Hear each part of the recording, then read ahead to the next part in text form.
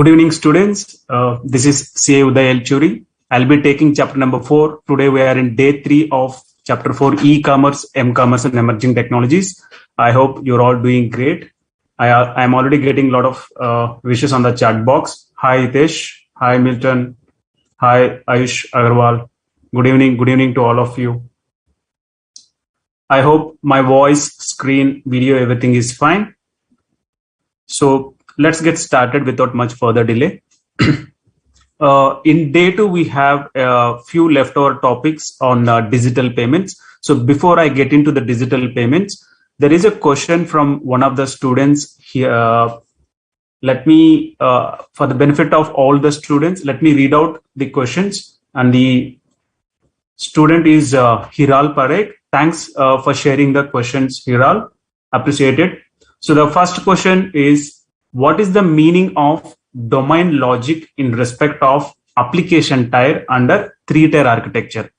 Let me take you through the material so that other students can also understand from where the question is came from. Yeah. Let me navigate to that.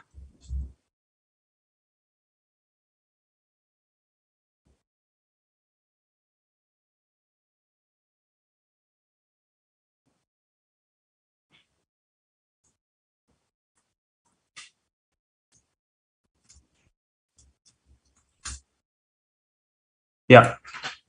If you see here, when we are discussing about 3-tier architecture, there is a statement here under application tier. In computer software, business logic or domain logic is the part of the program that encodes the real world business rules that determines how data can be created, displayed, stored, and changed.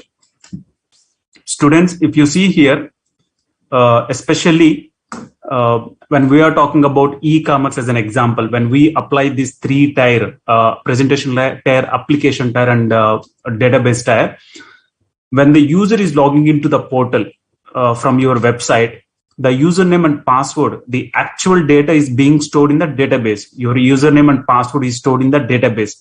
But to validate whether that is a correct username or password, system should know that if somebody enters some data in username and password, I need to validate with the database.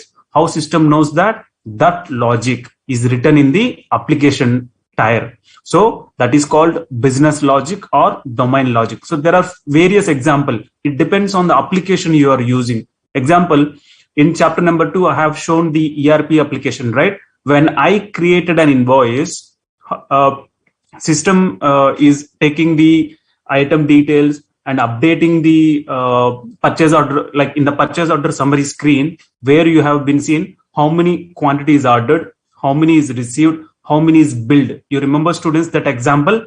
So when the moment I entered the invoice, system is updating automatically the quantity which is invoiced, right? How system knows that?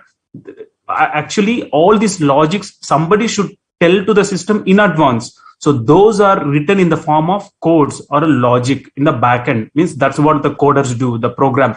When Oracle developed Oracle application or SAP company developed their SAP ERP product, all these logics will be written inside of the product. So that is what the domain logic means. I hope you understand, Hiral. And with regards to your second query, I have given one MCQ in day 2, where let me show that as well. When we are talking about perimeter networks, yeah. So this is the question Hiral was asking. For this question number 2, cyber breach incident usually occur through dash network. Is it internal, external, perimeter, local? See, actually, if you remember the diagram, we have the first one is perimeter network. Inside you have internal network, then application, then finally data. So if somebody has to come and get the access to data, the first thing that gets impacted is perimeter network. Of course, followed by internal and then application and finally data. All the layers he has to breach to finally reach to the data, to get the access to the data. So out of these given answers, since the first one is perimeter, you can select this as the right answer. Okay. Actually, these two are answers, but given the context, If you say that if both are there, so then even these two are also there is the right answer. Every layer has to be breached to reach to the final stage. But I have given this question keeping in mind perimeter is the first network or first layer that get impacted. I hope you understand, Hiral. Your doubts have been clarified, I hope. Yeah. So let us proceed with the rest of the session. Let me have a quick recap of what we have discussed so far. So we started our discussion with understanding what is meant by e-commerce, and then understanding the differences between traditional commerce and e-commerce. So here we talked about a lot of topics. So the differences between traditional and e-commerce. What are all the benefits of e-businesses, benefits to customers, benefits to government, benefits to businesses, and also disadvantages of it. Various e-marketing models. You remember, students, e-shop, e-market, then e-distribution, e-procurement, like that. We have discussed about various e-marketing models. And then we also talked about e-commerce business model, like B2B, B2C, B2G. So, and we combined this e-marketing model and e-commerce business model to understand further. And we talked about components of e-commerce. So there are 6 components of e-commerce, be it like just visualize when you are having interaction with e-commerce platform, what are all the things that comes into picture so that you could finally able to make an order. It should be, you should have an user, an e-commerce vendor, technology or infrastructure, and then network or internet, web portal, and finally payment gateways. So we also understand a couple of additional points from the vendor's point of view, what are all the things they should take care of it. On the technology part, couple of additional points that need to be taken care, like mobile application and digital library. So these are all the terms we got to know about it. Then we move on to the architecture of networked systems, where we discussed about 2-tier architecture and 3-tier architecture and the advantages and disadvantages of it. Workflow diagram for e-commerce, we already know the sequence of steps that need to be followed to perform a transaction on e-commerce. And then risks and controls in e-commerce, we discussed about various kind of risks and what are all the controls that can be taken care, and also on the cyber security risk considerations, where some of them leads to direct financial impact, some of them are indirect operational impact. Financial impact ones, the ones which directly results in financial losses, like somebody hacked the banking server and taken out or siphon off the funds. That's called direct financial impact. The other example for indirect operational impact is somebody get the access, unauthorized access to the system. They took their customers' data. They are not taken the balances or funds. They took the customers' data. It's a operational impact, means it's a reputation loss, trust loss. All those things are at stake. Then we talked about guidelines and laws governing e-commerce. So a couple of guidelines, what kind of policies they need to maintain on their website. So those shipping policy, return policy, then invoice format, all those things have been talked about under guidelines. And couple of laws that are applicable, commercial laws. So we talked about Income Tax, Companies Act, FEMA, Foreign Exchange and Trade Act, and Factories Act, Competition Act. All those things are applicable under commercial laws. Special laws, as the nature of business is something unique when compared to traditional commerce. So we have an introduction of Information Technology Act. Couple of provisions in Information Technology Act has given validity to the transactions which are performed on digitally. Then forces behind e-commerce transaction is just that some what are all the factors that influenced the success of e-commerce, means the mobile handset revolution, the internet connectivity, and the convenience to the users. So these couple of factors we discussed. And then we started our discussion about digital payments. So where we talked about the traditional way of digital payments, like debit card, credit card, gift card, internet banking. So these are all the traditional methods. Under new methods, we talked about UPI and IMPS, and we kind of discussed about mobile app BHIM. So that's where we stopped. So today we will continue from there, and we talked about, I will discuss about advantages and disadvantages, and we are going to enter into the most important topic of this chapter, the computing technologies. Students, almost every topic which is listed here is an examination point of it's very important. In some exam or the other, you are getting questions on this. So kindly focus, and especially these are advanced technologies. Most of you might not be experienced personally how these technologies works. Certain technologies maybe to some extent, but try to get a overall overview about what is this technology, how it have been used in real time is what we are going to discuss. So today we will be covering virtualization, grid computing, and cloud computing. So on day 4, we will be covering the rest of the topics and discuss about, we'll see a couple of past examination questions. Even we can try to solve a couple of the case studies. And if you have any doubts, as usual, we can discuss. So this is the plan for today and tomorrow. So as I said, the same standard disclaimer. If you have any queries, feel free to drop to eisinter@ica.in if I'm not able to answer during the session. Yeah, Amritpal, we will definitely come back to that. UPI and IMPS, I'll discuss once again. Okay, let's start without any further delay. Yeah.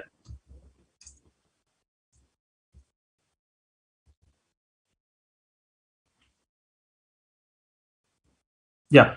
See, we had a discussion on UPI, IMPS as well, but fine. There is a question from one of the student. What is the difference between UPI and IMPS?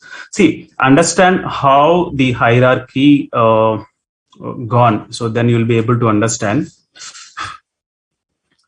See, when we are talking about digital payments,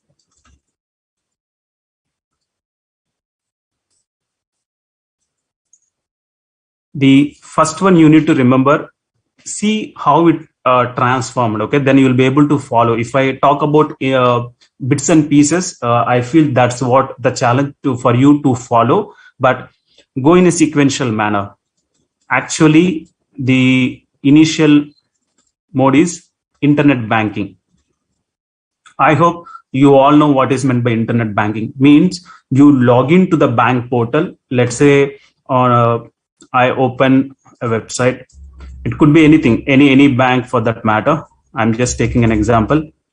I will go to the ICICIbank.com. If I have a bank account in ICICI, and I will enter my username and password and do the transactions. So what are all the activities I can do on this website? I can check my balances. I can do the fund transfer. I can receive the funds. I can pay some utility bills. I can do some services on income tax website, or even nowadays, you can contribute for the public provident fund. A lot of services are being given by these internet banking services. So similarly, any other bank, it's not that ICICI alone, even you can go to the SBI as well, the same pattern. So we know this is one of the digital way of handling funds. Now, in net banking, when you log into this internet banking, or the short form is net banking, where you do banking on the internet, you have two modes of payment.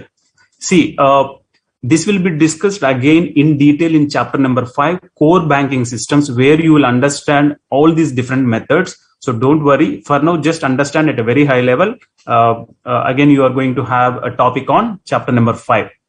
So if you see, there are two modes of payment. One is NEFT, the another one is RTGS, National Electronic Fund Transfer, the abbreviation, real-time gross settlement. See, these are two ways in which the transactions are being settled. When I say transactions are being settled, you transfer funds from your bank account to another bank accounts online, right? On the back end, the moment you say fund transfer, you don't know, like within fraction of seconds, the funds get credited to the recipient. But to have that funds to the recipient bank, in the back end, there is a very big technological architecture. We are not going into that discussion. Just remember, students, in chapter number 5, you have different types of servers, and also you will be understanding in the length and breadth about banking system. So there you will understand the technology part to it. But for now, just understand there are two methodologies to which you transfer funds, NEFT and RTGS. So using these methods, you can transfer funds. But the limitations of these methods is only in certain times in a day. Example, in banking hours, let's say morning 9 to evening 6 o'clock only, you can transfer funds. So time limit is there. Then there is the transactions are not instantaneously will be credited to the recipient. It will take some time. Takes time to credit the funds to the recipient bank, because on the clearing mechanism part, these transactions will go in a different transaction cycle to get settled. So that's the reason it takes time. So it's not that you just send funds and immediately it will get credited. So it will take time. It is in limited hours, and especially these services are not available on weekends or public holidays. So these are the couple of limitations they have. And also on top of it, to use these NEFT or RTGS, one should have the net banking access, right? So think about the age-old people or the people who are not IT literative, because they don't know about the systems, the internet, and how to log in. All those technological things they don't know.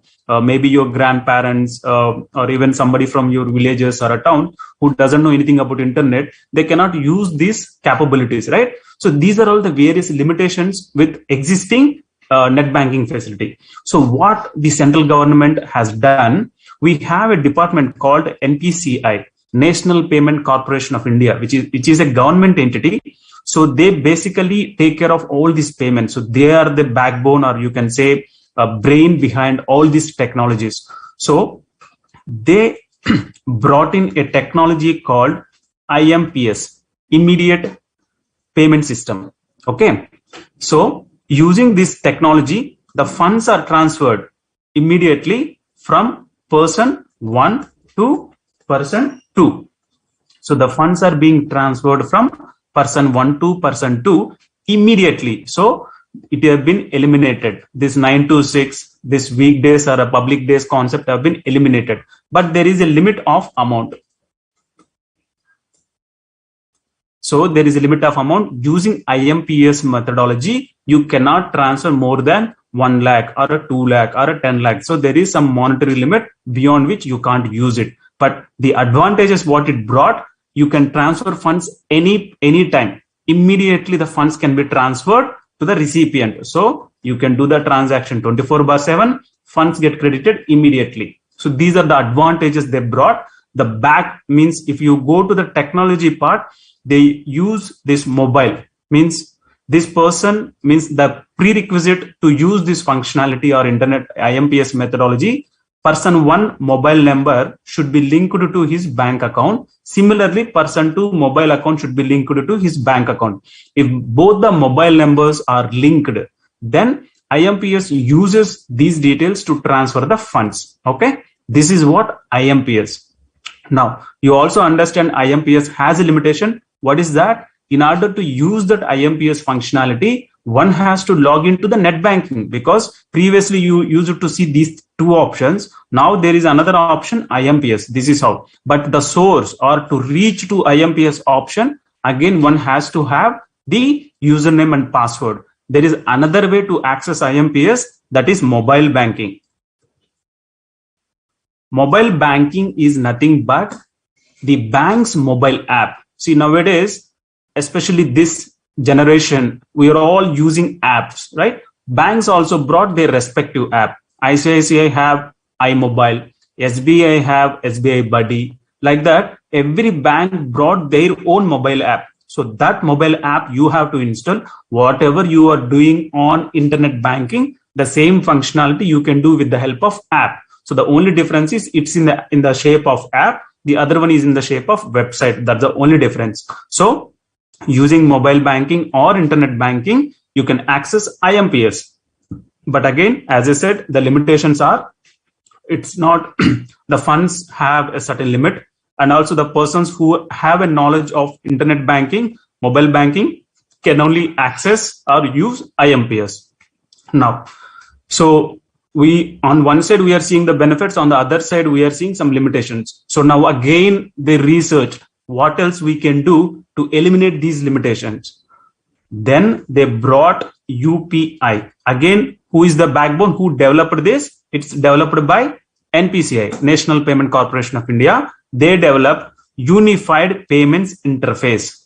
Okay, UPI abbreviation, Unified Payments Interface. It is a technology on which the UPI apps work. Okay, I will come back to that app part. So right now, understand the sequence of it.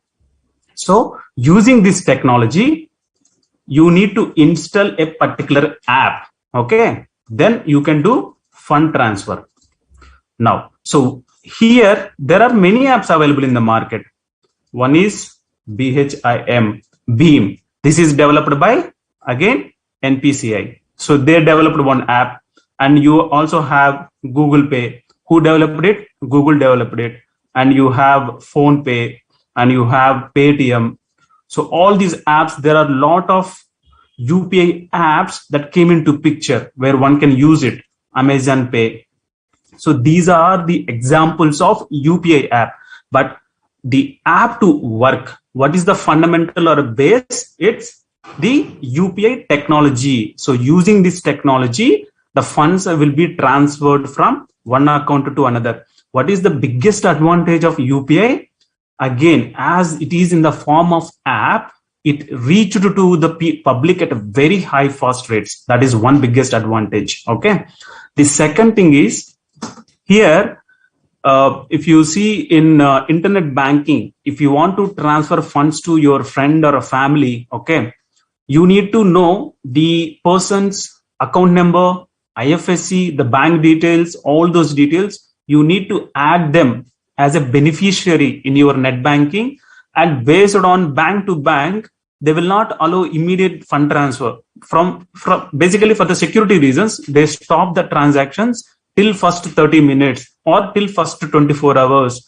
And also they will put also condition that first 24 hours, you cannot transfer more than 50,000 or 1 lakh. So these are all the conditions they have placed in net banking. So we already seen what are all the challenges we are facing in net banking. Now, with the help of UPI app, you need not add that person as a beneficiary. There is no such a process. It's simple. With the help of mobile number or QR code, you might be knowing it. You might be doing a lot of payments in every day. You go to a small Pani Puri shop, and even there you can use your Google Pay or a Phone Pay. There will be a small QR code.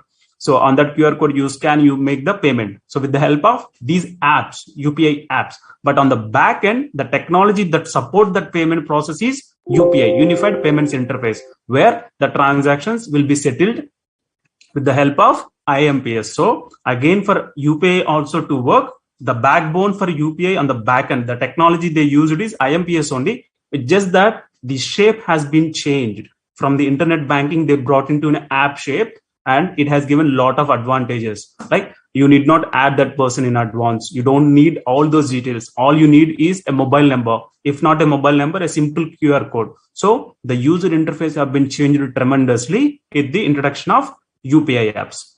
Now, so in your syllabus, if you see, let me go to that.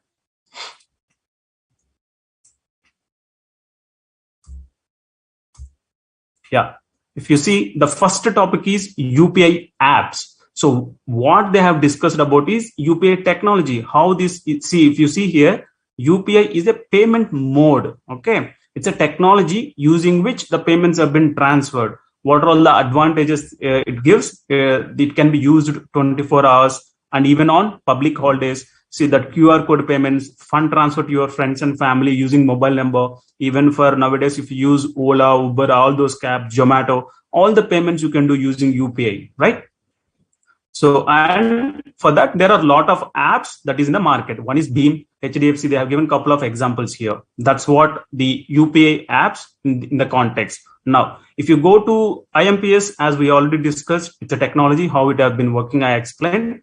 Now, if you see the mobile apps, specifically, they're talking about Beam app. So they took one of the example from that apps, especially as it is developed by the government entity, they highlighted here. So there is no speciality or a different functionality between UPI app and mobile app. So there they talked about the technology, and there are a lot of apps. So here they are talking about one specific app, and especially this Beam, you can also install on your mobile, and whatever they have given here, you can experience personally. So how the Beam app works, it works on all mobile devices, and it enables users to send or receive money to other UPI payment address. See, when you are transferring, either you should be knowing that mobile number, the simplest way to search the person, or if you know the UPI ID or virtual private address, VPA. So the moment you create an UPI account, it will create one unique identification to you. That is called UPI ID. Whenever you are open a bank account, how you have the bank account number, UPI systems also, the moment you register yourself, you will be having a UPI ID, or they call it as VPA, virtual private address. So using those addresses, you can transfer funds. And it also gives the facility, you see here, by scanning the QR code, or if you know the account number and IFSC code, through that mechanism also you can transfer. So why they have given that option in that app? See, it's not necessarily that the person who is getting the funds should also have a UPI. They eliminated the dependency. You can transfer to a friend who doesn't have any UPI account at all. If you want to transfer funds, for sure he should have a bank account. That is a fundamental requirement, right? If you don't have a bank account, in no way you can transfer online. So if he has only the bank account, he doesn't have any UPI app installed on his device, how you can transfer? You have UPI app, open that app, there is a fund transfer like option to mobile number to bank account number. So you can check on your mobile UPI app the two bank account number, where you can enter that person bank account number and IFSC code. So with that mode, you can transfer funds. There is one more mode, which is MMID, mobile money identifier. So this is also one of the similar to your UPI ID. When you register for mobile banking, this MMID also can be generated. Okay. Instead of sharing your bank account number and IFSC code, you can generate, everybody, all of us, whoever have internet banking access, we can generate MMID, and that ID can also be shared to your friend, because it's very simple. It's a 7-digit characters. The first 4 characters, I think, identifies your bank account. The remaining 3 digits identifies your account number. So bank and account number combination. Let's say if you have bank account in multiple bank accounts, there will be multiple MMIDs, mobile money identifier. So by giving this information, one can transfer funds to your account, even though you don't have the UPI app, which is installed on your mobile. So this is what the mobile apps, especially on the Beam. So I hope you understand the difference between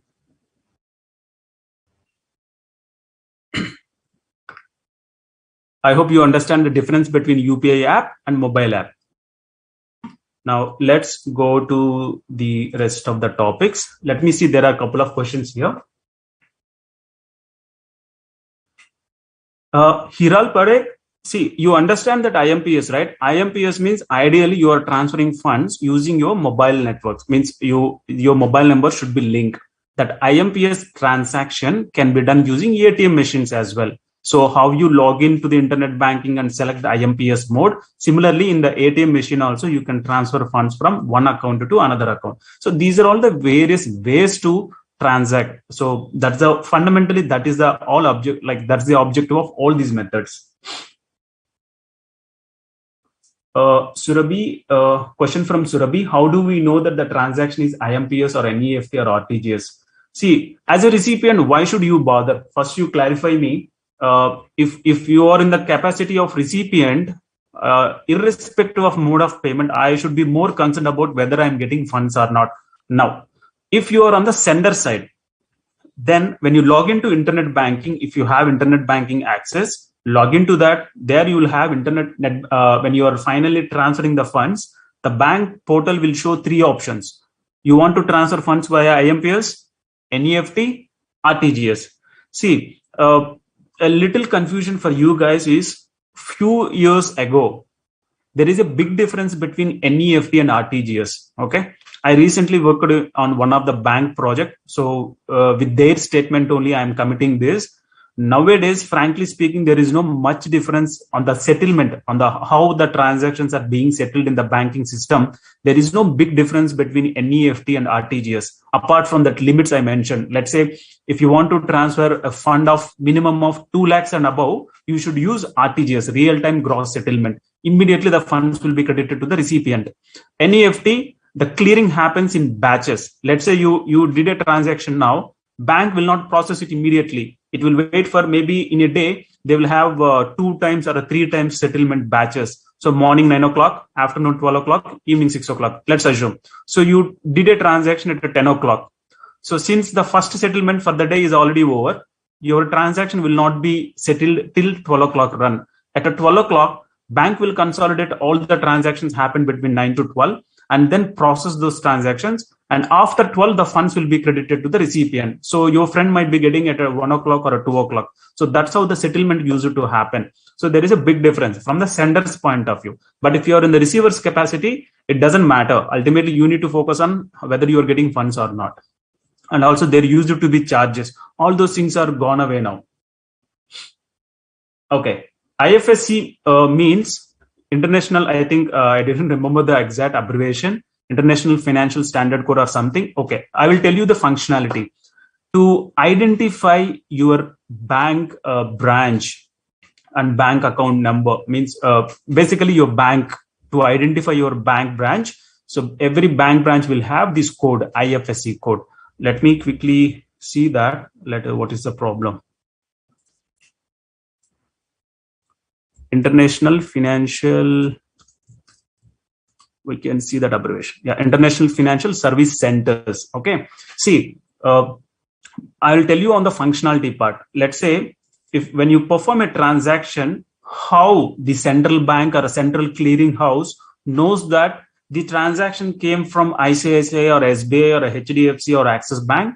So they should have some unique identifier to identify the transaction. So this IFSC code identifies the respective bank branch or as well as bank, so that they will know this transaction came from this bank or a branch. Not NTPS, it's a NEFT. Mukta Vyas, I'm not sure whether you mistakenly said as NTPS. If it is NEFT, National Electronic Fund Transfer, it's a mode of transfer. Okay, which is better? That depends on, see, again, UPI has certain limitation, right? If you're using mobile apps, you can't transfer more than 1 lakh. Okay, that's the limitation. Let's say you have a requirement to transfer funds from 2 lakhs, 3 lakhs in a day, UPI will not help you. The other positive side to it, if you want to transfer funds immediately to an unknown person, UPI is the best option to do it, right? Okay, fine. Let's move on further. So we understand UPI, IMPS, the BEAM, these three we cleared. Then the mobile wallets. See, mobile wallets, I need not explain. These are all the examples they have given. You can also add Google Pay, Phone Pay, Amazon Pay. All these are mobile wallets. But basically, the functionality of mobile wallets where you can add money. See, these works in both the ways. These work as a UPI app as well as mobile wallet. But herely, if you want to separately call it out as a mobile wallet, the basic functionality of mobile wallet, when Paytm is introduced in the market, how you can use Paytm? You have to recharge your Paytm account. Okay, how you can recharge? Using net banking, or a debit card. You can add money to this Paytm account. Okay, the amount is loaded to this wallet. It's a digital wallet. See, unlike your personal physical wallet where you need to keep cash or a debit card, you can use this digital wallet. So you can add money to this, and using this money, you can pay at merchant shops or scan that QR code, that all those payments are possible. But so the only fundamental difference between a mobile app versus mobile wallet, whenever I call it as a wallet, you have to load the money to this wallet and then use it. So I hope you're clear about the first four. Now let's go on to the interesting one. Aadhaar enabled payment service, AEPS. Frankly speaking, I have never seen anybody using it, but I really liked the concept. So if you see all these technologies, for sure you should be a bit of literative in terms of technology, or at least in terms of using smartphones. So think about a people who neither able to use that net banking nor that mobile phones. See, even I can see nowadays, a couple of my neighbors are there who are aged, like some 80 years or 90 years people. So they are not much keen on to these technological platforms. So for them, it's like keeping in mind those kind of people who are not the tech savvy, who doesn't have a smartphones. Government, again, here the big boss came into picture, the NPCI, National Payment Corporation of India. They brought the Aadhaar enabled payment system. How this system works, let's say the person is staying in a remotest part of country, okay? So in village or some remotest part of the town, if he need to access a bank, he has to travel all the way to the nearest town. Okay, let's assume that is the scenario. In that cases, let's say, talk about SBI. Okay, what they will do, this is a village. The person has to go all the way to SBI, which is there some 100 kilometers away from their village. So what SBI can do, they can appoint one person here, banking correspondent. Okay, so you will have a small machine in his hand. Whenever you go and swipe your card, a small machine will be there, right? It's called point of sale machine. So similar to that swiping machine, he will have a small device. This is basically kind of, it enables that banking correspondent to perform certain banking operations.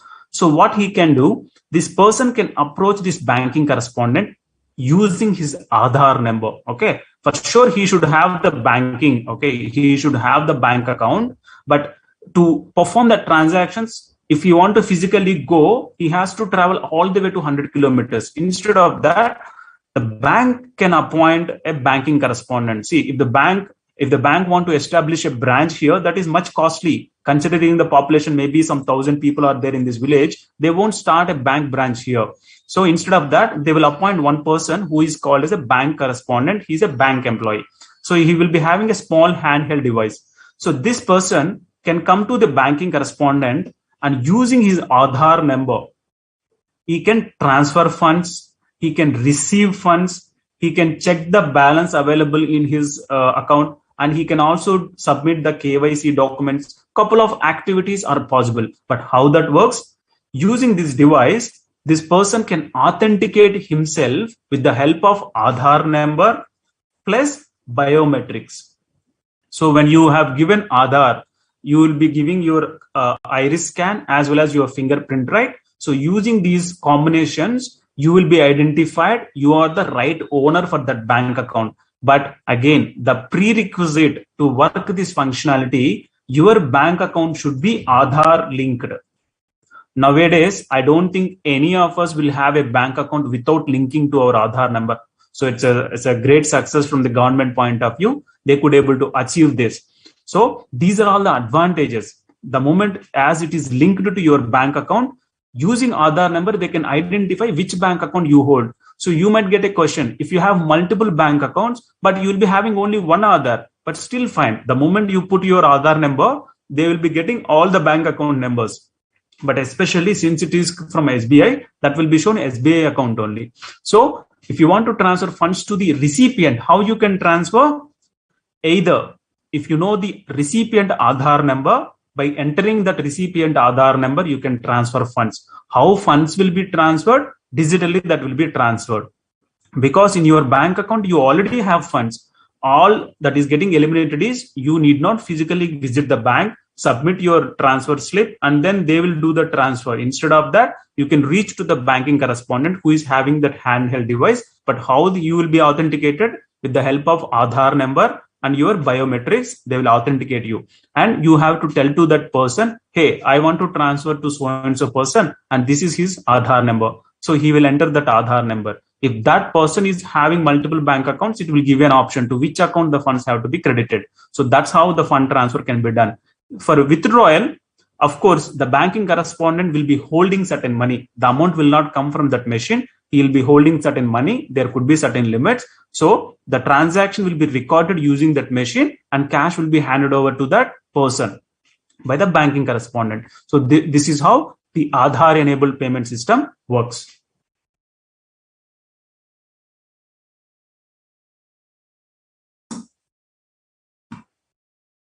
Pooja, Jasprit, that could be correct. Maybe IFSC code. Maybe I just Googled it right. I have taken the first name, Indian Financial Systems Code. Consider that as the correct name.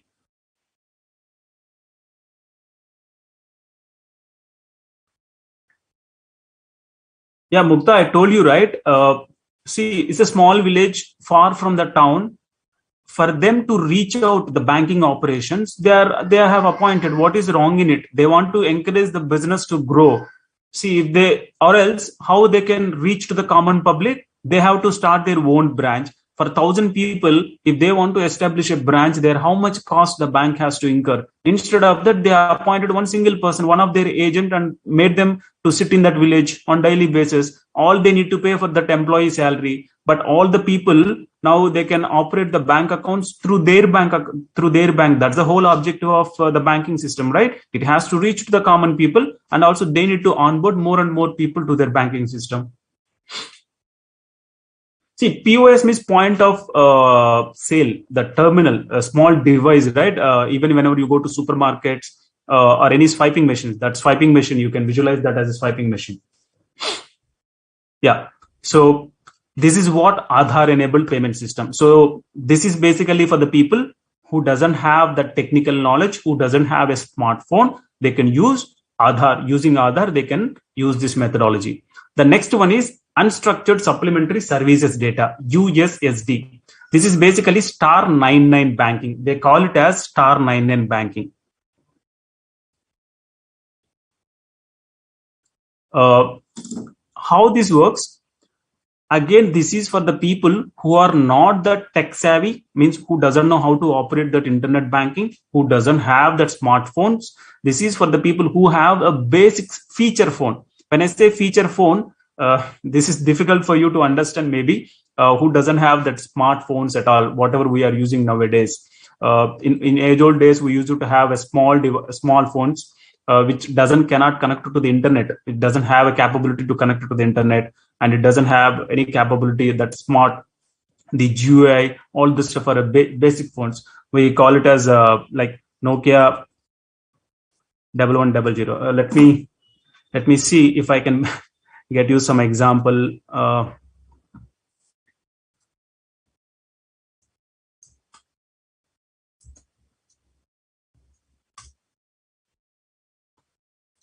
Did any of you students have seen this phone? Did any of you seen these phones?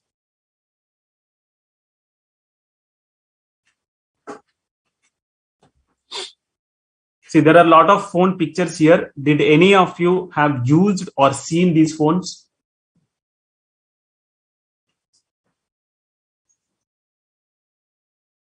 Great. So Jasprit is confirming that in their village, they are using the AEPS. Even when I come across, until I was reading in your book, I even don't know that this is a new payment methodology is there.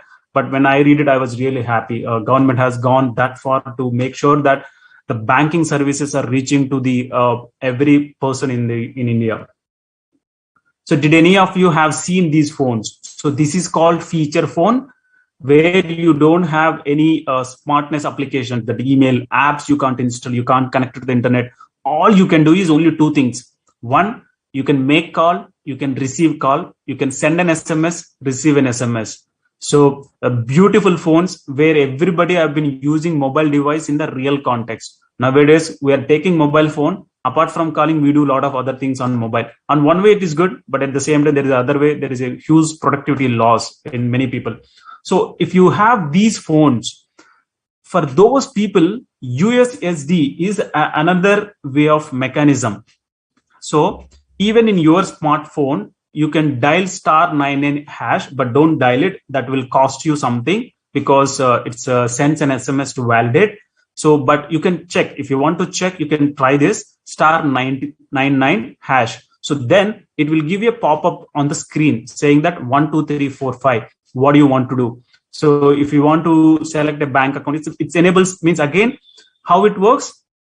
your mobile number should be linked to the bank account to work this USSD. Okay, that is a minimum prerequisite. So using this star 999, it will give a lot of options: 1, 2, 3, 4, 5. 1, you want to transfer funds, receive funds, check balances. So the moment you say 1, then transfer funds option will be there. You need to enter the recipient bank account number or a mobile number. What are all the options it has, it will be shown. So that is what USSD. You can also check on your mobile phone, but I think it charges certain amount when you are using this functionality. So this is what USSD. Then mobile banking. I already told you mobile banking is nothing but the respective bank's apps. ICICI app. So it's just that instead of using internet banking and a website interface, you are using a mobile app. Then the last two are very new technologies: cryptocurrency and e-rupee. I'll first explain the e-rupee, then I will finally explain the cryptocurrency. E-rupee, what they have done, let us understand the concept or the objective of it. Government, in lot of welfare schemes, they transfer funds to the beneficiaries, the common public or the public who are barely need funds. So for those people, government to support them, to uplift them, so they will sponsor a lot of activities, right? So initially what they used to do, they used to give money. Certain times they used to give certain products like rice at a very low cost, certain products at a very low cost. Certain times they will give hard cash. But whenever you are involving hard cash, there is a high risk that the funds can be misutilized. The person will get the funds. Sometimes he may not get the funds, or he get the funds he might be using for some other purpose. Like if you see there, some people will take all these funds from the governments, but they might be using for consumption of liquor or putting on some bettings. So as it's a free money, you are least bothered, right? So to avoid all these things, what they have done, they brought a concept of e-rupee. Whatever the amount they want to distribute for a particular person, they will give in the form of a voucher or a QR code. Okay, let's say on every year for kids education, like in my state, the current government has introduced, if you have a kids, for every year, I will give you 15,000 per annum per kid for schooling. Okay, they have a different scheme name. So this is the objective. So what government has done, the same 15,000, they will be giving in the form of a QR code or a voucher. Okay, so either you might have a smartphone or a feature phone, both the things you can use this functionality. So using this voucher, the payments, like where are all the places you can utilize, only for educational purposes only this voucher can be redeemed. So let's say you go to a school, there you can, if you need to pay government school, even if it is a government school, there could be certain minimum charges, right? So there you can use this voucher and pay certain funds to them. Similarly, you can go to a bookshop. If you are buying books, you can use this voucher and make payment to them. Now you go to a restaurant. If you want to use this voucher, that voucher will not work.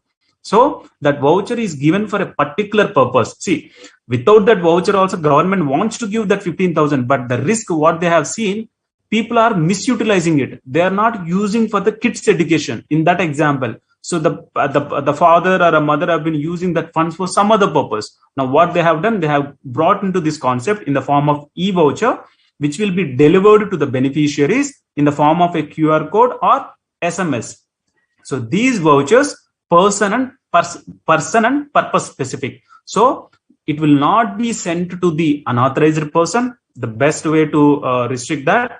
The second thing is, even the purpose also they control, because that voucher is given for a specific purpose and it is accepted only in those categories only. Example, if government wants to give some medical assistance, they will give the voucher which is acceptable only in the hospitals or a pharmacies. So you can't use anywhere else. So this is the concept of e-rupee.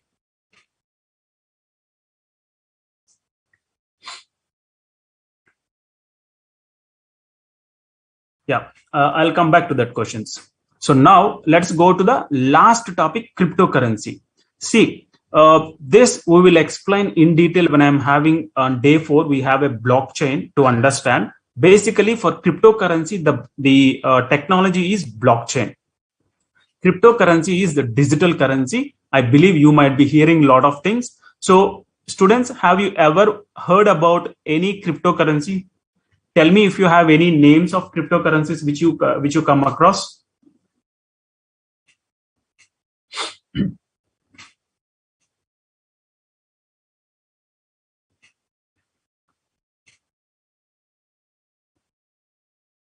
Mansha, USSD doesn't need internet. It doesn't need.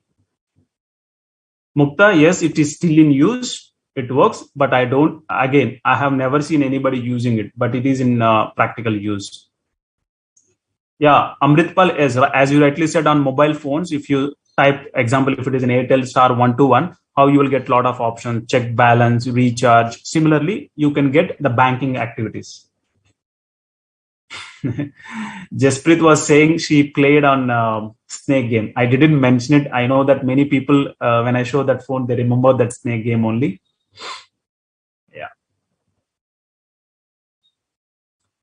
Yeah, that's what I'm saying. A lot of our parents are still using that feature phones because they're more comfortable. For them, phone means only receiving the calls, making the calls. Whereas for us, other than those two, we do a lot of other things. Okay, so cryptocurrencies example. Oh, I'm getting a lot of responses. Okay, so one of the students lost more than 50,000 in cryptocurrencies. You need a lot of knowledge. Actually, again, okay, we will discuss when we are discussing about blockchain. I'm personally interested on the technology, not on the crypto trading, but on technology wise, I really fascinated about the technology. Yes, as you rightly said, Bitcoin, Ethereum, Dogecoin, Gcash. So lot of cryptocurrencies are coming in nowadays. So cryptocurrencies are generated on blockchain platforms. So they are basically, see, the word cryptography. If you know the cryptography technology using private and public key encryption, that's called cryptography. So again, you have a symmetric encryption, asymmetric encryption, because if you use the same two keys to encrypt it. See, when I say encrypt, now the data is, let's say my name is Uday. If I apply encryption algorithms, so these are all algorithms, it will become some 2A3, something like this, some alphanumeric number it will become.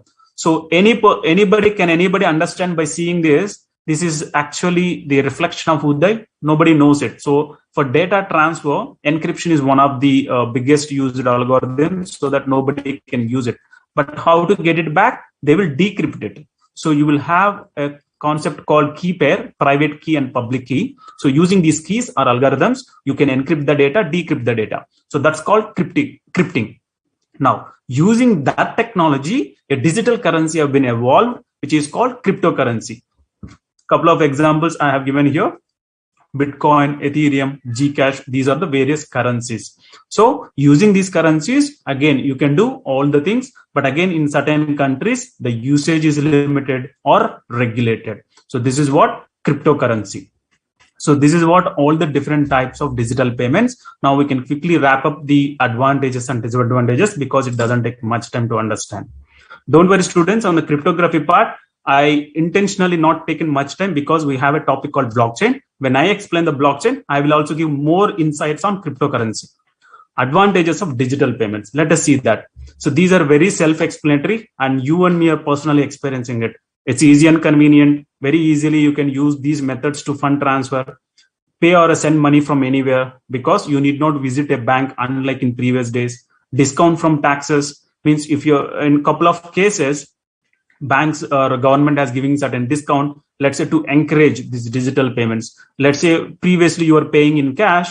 Now, if you pay using digital payments, I'll give you 2% or a 10% discount. Yes, true, students. Government has brought these schemes initial days. Now, I'm not sure whether they are still exist or not. If you pay insurance premium using digital mode, you'll be getting 10% discount, or taxes if you are paying online, you will be getting some 2% discount, something like that. So they have given those kind of schemes to encourage among the public. Written record, because if you transfer via Google Pay or a Phone Pay, the transaction is there forever on your mobile. whenever, even after a 1 month, after an year also, you can come back and see the transaction. So it's always there on the system. Less risk, because losing the funds on for these digital modes is comparatively less risk when compared to a physical cash or a physical wallet. Now again, on the disadvantages, when we are talking about, we also say the same digital payments are high risk as well. Okay, so again, as we have both sides of the coin, one side when we are talking about advantage, when compared to physical cash or a physical wallets, these are advantages. Competitive advantages for business, how they're getting competitive advantage. Let's say you went to two shops. Okay, you don't have cash with you for some reason, or you have very little cash, you don't have full cash, but you want to buy a product. You went to shop one, that person said, only I will accept cash, I don't want all these digital mode of payments. Then the second person said, no worries sir, you can take from my, you can make payment in any way whichever you want, you can pay using Google Pay, Phone Pay, Paytm, all apps are acceptable. So where you will go? You will definitely go to the person who is accepting all the mode of payments. So it's an advantage, means whoever offering all these acceptance, if they're having wider acceptance payments categories, so they will get more customers, so they'll get a bit competitive advantage. But if everybody is accepting, then definitely there will not be any special advantage. But the people who are not accepting versus accepting, there is a competitive advantage for sure nowadays.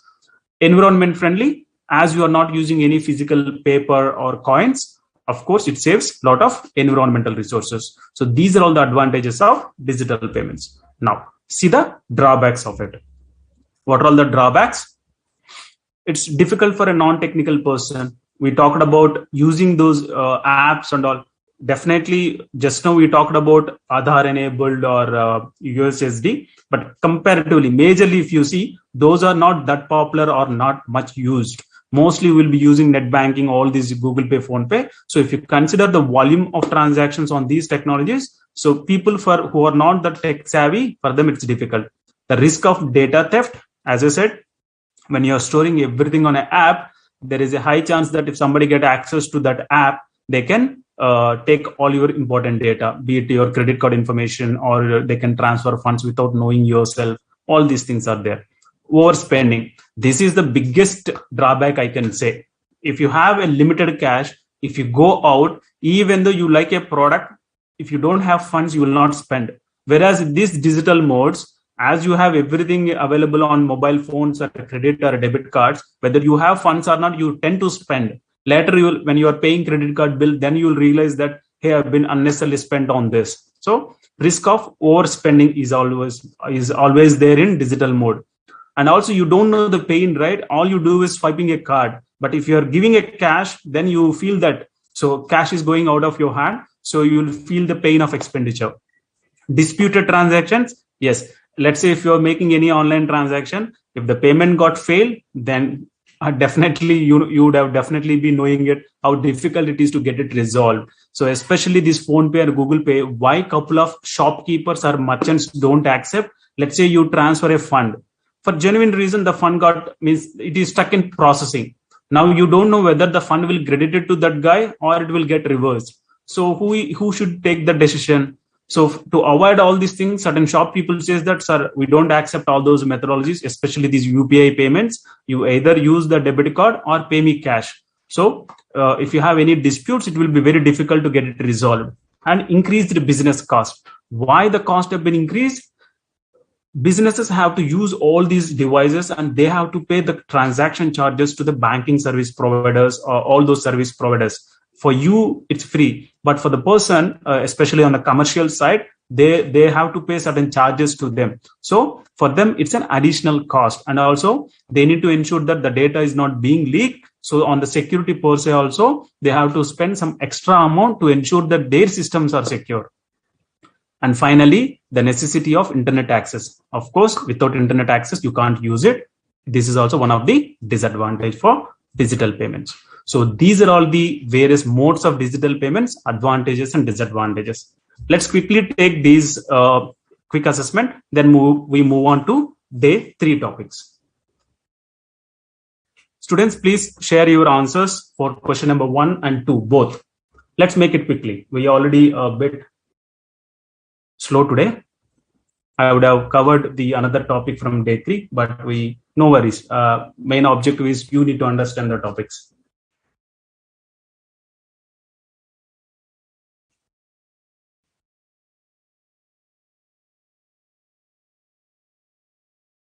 Okay, for first question, let us see. UPI means Unified Payment Interface. Himanshu has given a right answer. Let me see. Usually this browser takes, sometimes it takes time to get refreshed.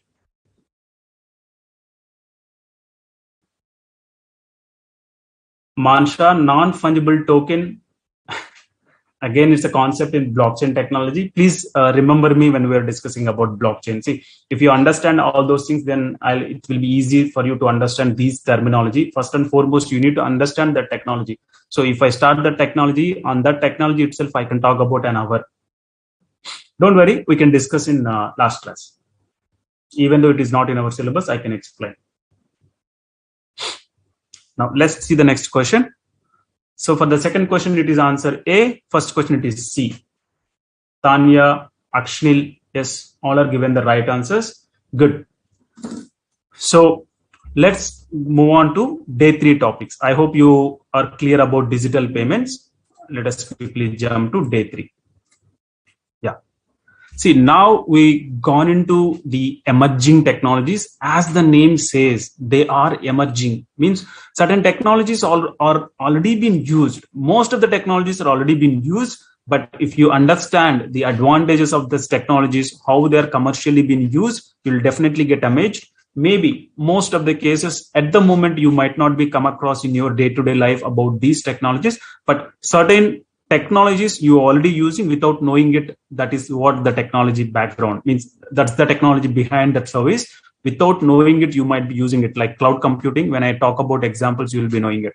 So today we'll be talking about virtualization, grid computing, cloud computing. Very important topics. Now, let us quickly get into virtualization. As the name suggests, virtualization means which is not physically there. Like, even though it is not physically there, you feel it as if it is there. That's what virtualization, right? Nowadays, a couple of years back, I think even nowadays, kids are very interested to holding a goggles type. If you hold it on your head, you can see, you can play video games, or a couple of movies also got released on VR headsets. They call it as VR headset, right? So it gives a feeling as if you are there in that location or in that place. So it gives a realistic experience. That's what virtualization. So similarly, on the computer technology also, you have the concept of virtualization. Let us see what are all the virtualization in the context of technology and how the technology is leveraged currently. Let us first read through the definition part. In computing, virtualization means to create a virtual version of a device or a resource. What are all they? Such as could be a server, storage device. Let's say when I say storage, for your easier understanding, I call it as a hard disk, network, or even an operating system where the framework. Okay, what is that framework? It's called hypervisor, actually. Software. It's a software. Simple terms, you remember that as a software which divides the resource into one or more execution environments. Don't worry about the definition. I'll give you an example from a live. Okay. Now, students, if you see my desktop, what happened to this? So if you see my desktop, I'm using Windows 11 operating system. Sorry. I'm using Windows operating system.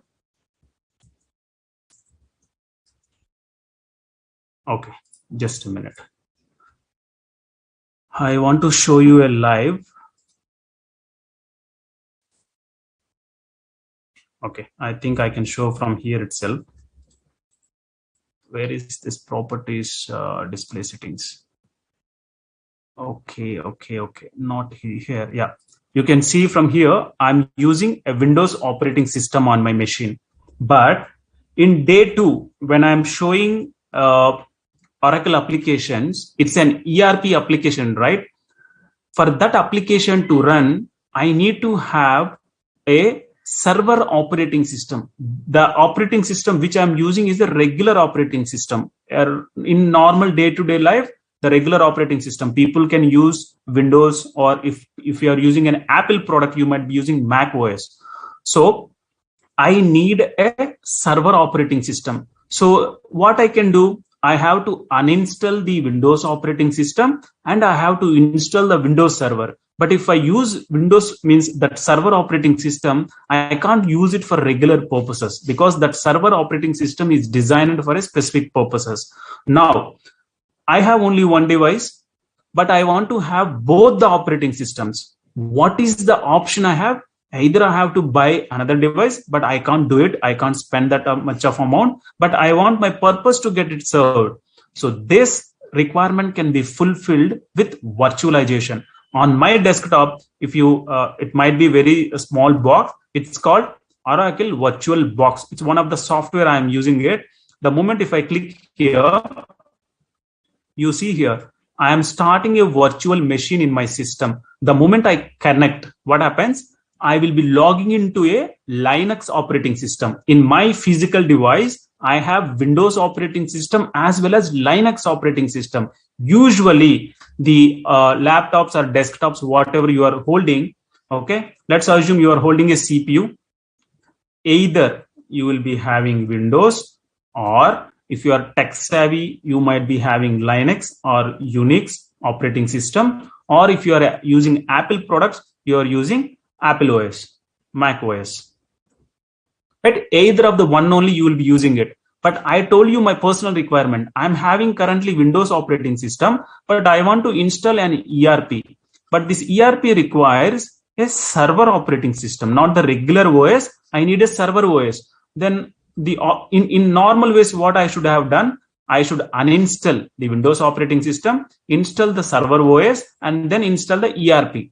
But if I do that, I can't use that machine for my regular day-to-day usage. I can only use that machine for ERP purpose, right?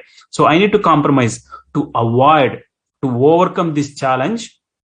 Using this virtualization technology, what I have done on the same CPU, my CPU capacity is 1 TB SSD. Okay, it's a hard disk, solid state drive. So I'm having 1 TB capacity, means 1024 GB capacity of hard drive. I have 32 GB of RAM.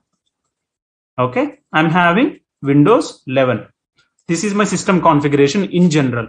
What I have done, I have installed a software. Okay, this software, what it made when I'm installing this, physically this is the capacity. But when I'm installing it, I told to that software, take out from this 1 TB, 1024 GB, 650 GB capacity and 20 GB RAM. I have allocated, this is solid state drive, hard disk, and 20 GB RAM, allocate to my virtual box. Physically, I am not dividing my hard drive. Physically, I am not breaking my RAM. It is only one CPU, but using a software, I have taken up certain resources. I have allocated certain resources to my virtual box. On this virtual box, I'm installing my Linux operating system. Okay. Once this operating system, see, in order to run an operating system, it requires a hard disk and also RAM, all those processor capacity, right? Even when I'm talking about processor capacity, I have some, I think, a dual core or a octa core, means some octa core. I have allocated some 4 cores here, dual core. I have allocated certain CPU capacity also to this virtual box. Basically, for a system to run, you need to have RAM, you need to have hard disk, you need to have CPU. Physically, I have only one, but using one software, I have did this division. So once the division is done, since I have all the resources, I installed my operating system, Linux operating system here. On top of it, I have installed my ERP. So whenever I am logging into that ERP, it is consuming these resources. So still my leftover resources are here. If you remove from 1024 to that 650, the remaining 400 approximately, the 350 GB is still there for my regular operation. 12 GB RAM is still available for my regular Windows operating system. Out of processing capacity, certain percentage of capacity is still available for my regular Windows operating system. So on one single device, I'm able to do both the things. So that is with the help of virtualization. Now, if you see, apply this definition, it means to create a virtual version of a device. Physically, it's one device, but virtually it is 2 devices now.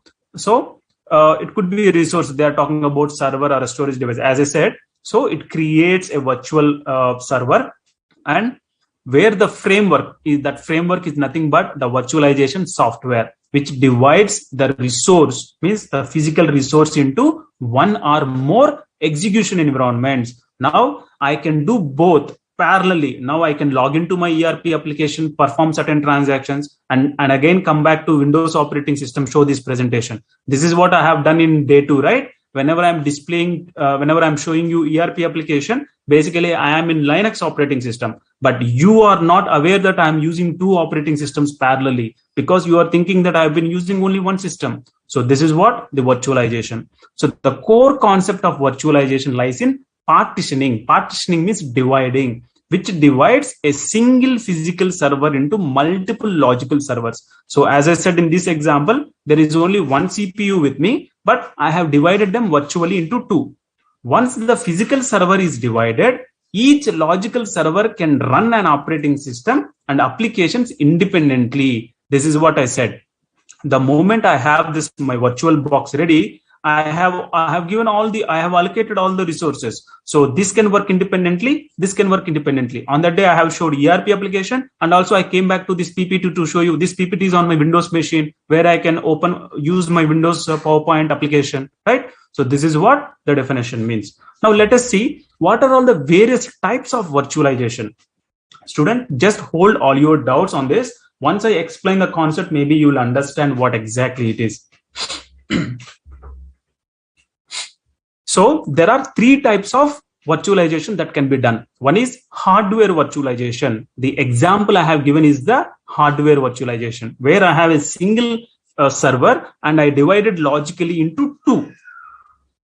The another one is network virtualization. The third one is storage virtualization. These are the broader category of virtualization. Now we will discuss about one by one.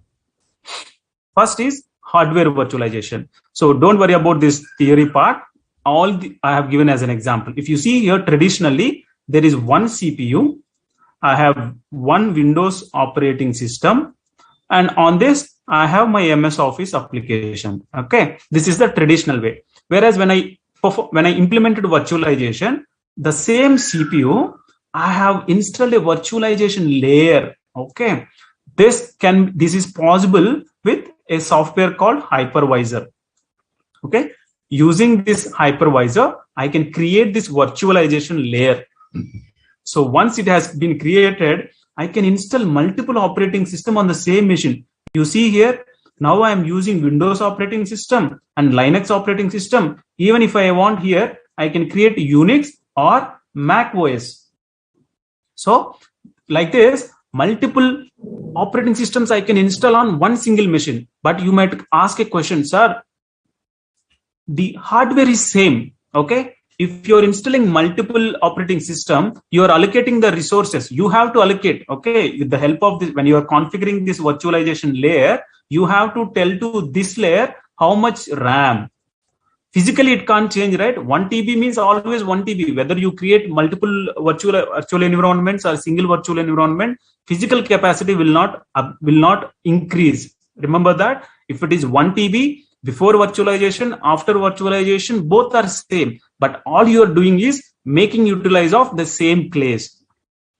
So the RAM is same. You have to say how much RAM you want to allocate, how much CPU processing power you have to allocate. You have to allocate these to all the 3 operating systems. Okay. Accordingly, the speed and performance will be there. See, ideally, if you are performing an ERP application, that's the reason, right? I said I have 1 TB hard disk, 32 GB RAM, high speed RAM I have to run my ERP application. So out of this, 650 GB I allocated to my ERP, 20 GB I have allocated to my ERP. So I left with 350 GB from here and 12 GB RAM here. I'm okay because I don't perform a complex operations in my regular Windows machine. I need my ERP should work more faster. So that's the reason I have given more space and more processing capacity. So the resources will be allocated based on the need. So if you see here, the software that creates a virtual machine on the host hardware is called a hypervisor or virtual machine manager. So this is what in the desktop I have shown. I'm using a product from Oracle, Oracle VirtualBox that created this layer on my physical CPU. So what is the objective? So it could be to consolidate many small physical servers into one large physical server so that processor can be used more effectively. In my case, I have done just reverse. I have only one physical CPU. I have created two environments. Okay. Similarly, what you can do, you have multiple CPUs in your office or a home. Using virtualization, you all can combine this capacity. Virtualization, you can combine all the CPU capacity and create one virtual server. That is also possible. Just the opposite of the current example, where one server is divided into two environments. Physically, if you have multiple servers, you can combine all the capacity and use it for a different purpose. So this is called hardware virtualization.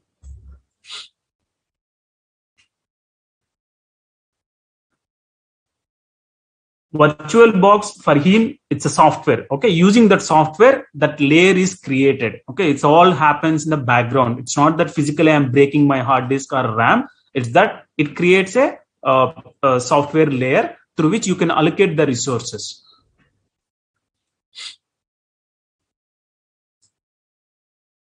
Janesha, BlueStacks an example of virtualization. I am not aware about the BlueStacks, what it is. I have not come across that. What is the difference between SSD and HDD? It's a hard disk, simple, it's a hard disk, but again, the technology. Hard disk, the regular hard disk works on a wheel. If you can see, if that hard disk, when you are reading the data, writing the data, if you're listening lot of sound, that means inside of the hard disk, the mechanism, there will be something like a CD and a small pinner. So that will be writing and reading on the hard disk device. So something like, you remember that gramophones in the age-old days, when somebody wants to play songs, they will be keeping a big CD kind of stuff on a device where a small pin will be kept on that and it reads the data from it and plays the song. That's the old days gramophones they used to call. Nowadays, if you see, the solid state drive is simple example of your pen drive. So on pen drive, it's on the chip. There is no CD and no pin which is writing and reading on the pen drive. That's called solid state drive. Okay. Technically, I have given very lucid language definition, but this is what the broad definition of solid state drive and hard disk drive.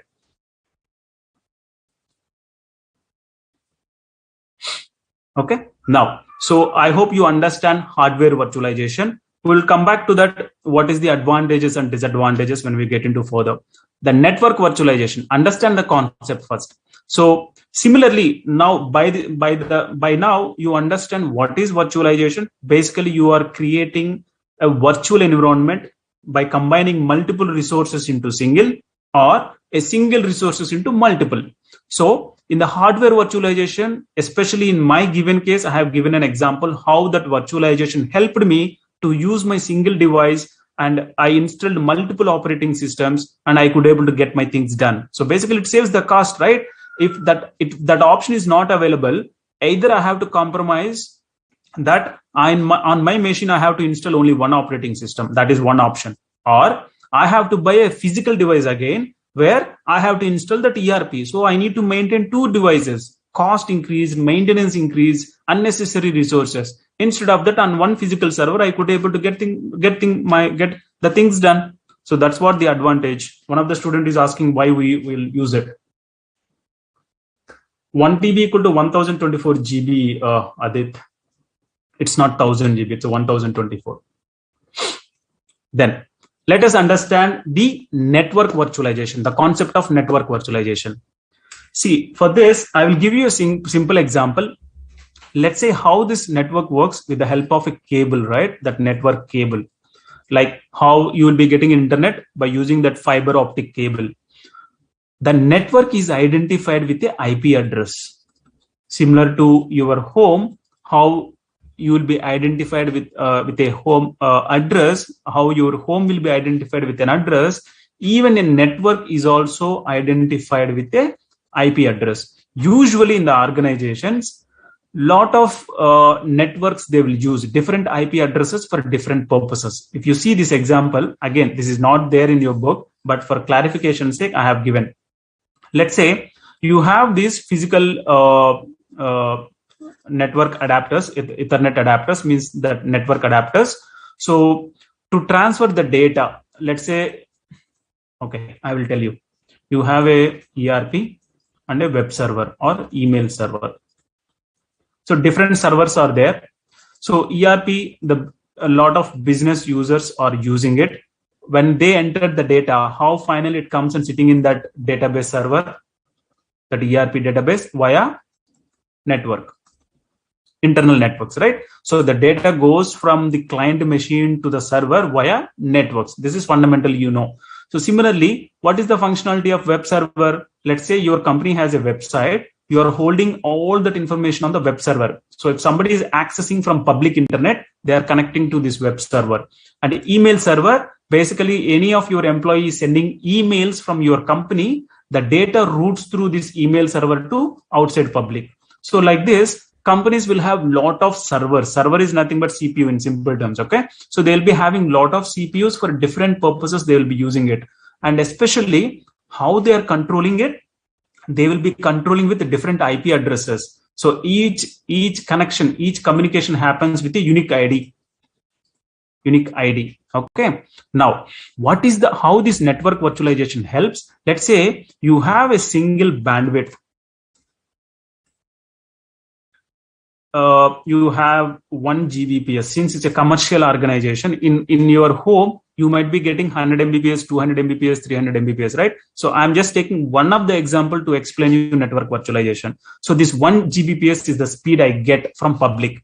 So the same speed will be shared between these things to communicate with the outside world.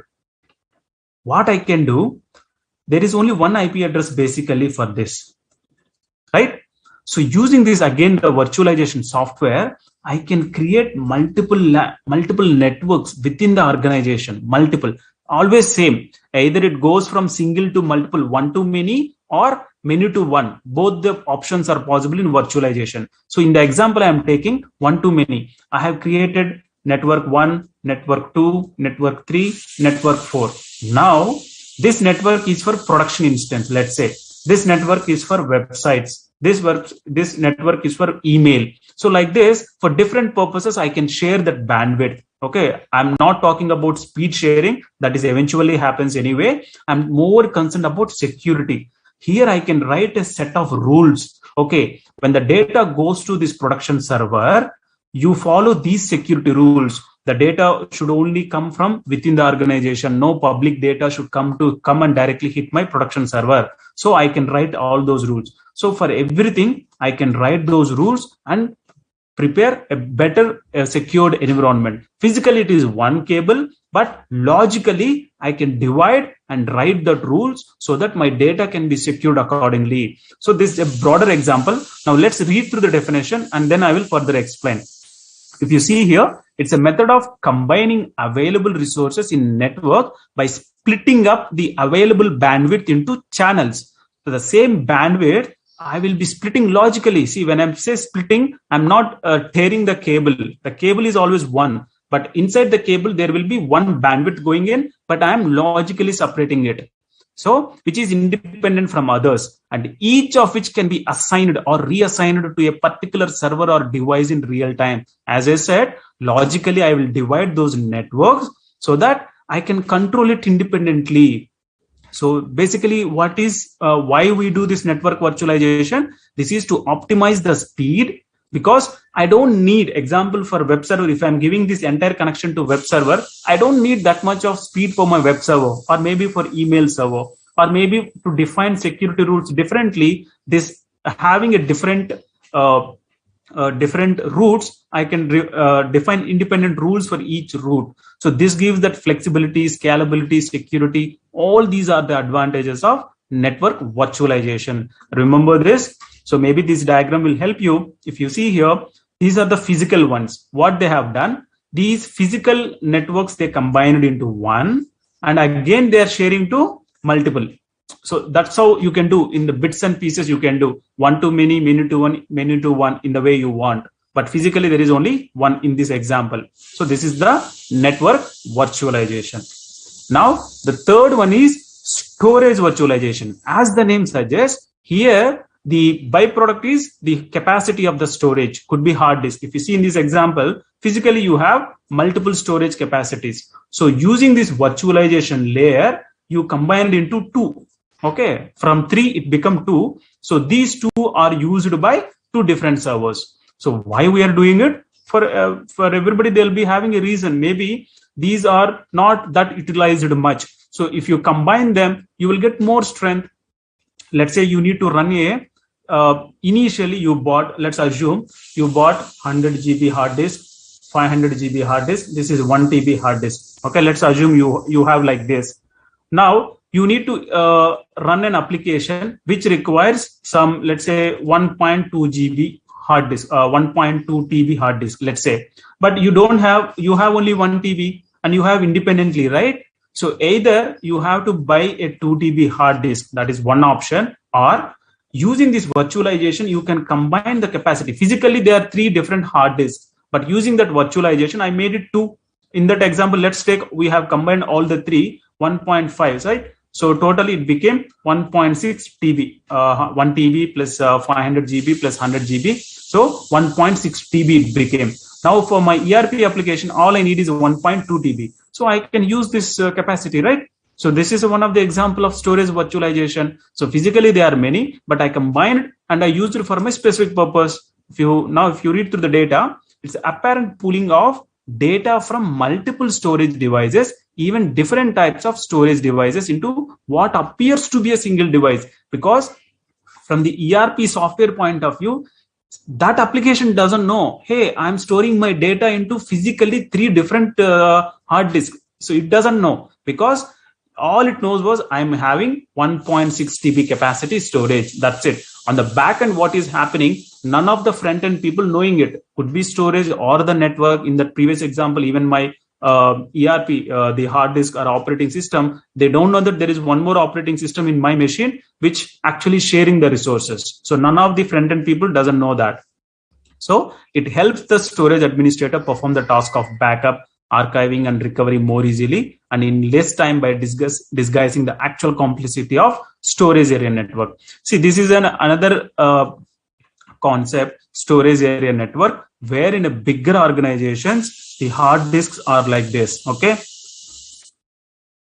there will be some routers, so they will be interconnected to each other. So when the organization enters the data, it goes to this channel and it gets saved in multiple hard disks. So it's again a bit technological term. So this is a bit complex to manage. Instead of this concept, you can use virtualization and simply get things done. That's what they're giving here. So this is what storage virtualization. So if you see, there are 3 different types of virtualization for different purposes. Now, if you see, okay, Raghavan, yes, of course, as you can see in my chapter 2 classes, see right now also I logged into the virtual box. I can open my Oracle application as well as my Windows operating system. Both are possible.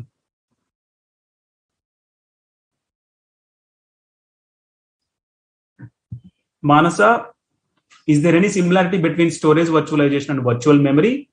That word can be loosely used, but if you give me a context, I can explain you. But storage virtualization is what I said, basically. Yeah, so with these technologies are backend. Yes, you never know that, or the resources who are actually using these capacity, none of them know that we are doing virtualization. Good. So let us quickly see. You are having, a lot of people are having doubts where all these can be used. One is on the server consolidation. As I said, if you have multiple servers, you can combine them into one. Okay. So what is the advantage? Let's say if you have bits and pieces, you want to run a complex application. So none of these individual servers or CPUs are able to use. So you can combine them. Physically, you can't see, if you have 2 hard disks in the given example, you can't put it on one by one and say that I have a full capacity. No, right? That can't happen physically. So using this software, virtualization software, even though they're physically separate, you can combine them and use the full capacity. So that's what server consolidation. Disaster recovery part, Basically, how it helps, let's say you have your production server where your business data is lying in, or the business transactions are being processed. If something happens, what happens? Usually you take backups on daily basis. So if something happens, you have to install this backup on this server so that the business can start using it. This is what the basic disaster recovery or a backup plans. But using virtualization, what you can do, you can keep one server, physical server. Here, you can maintain multiple servers virtually. Okay. All I need to do is spend on one server. When this backup will be used only when there is some issue with the production, right? Or else I will not be using it. So what I can do, I can use one of the another server. I create a virtual box there. Okay. Using a virtual box, I will create one more virtual server. So whenever something happens, I'll directly place in this server and can use it. When that is done, I'm fine. I can remove this virtual environment. This server is still used for different purposes. I'm using only the virtual capacity of that server.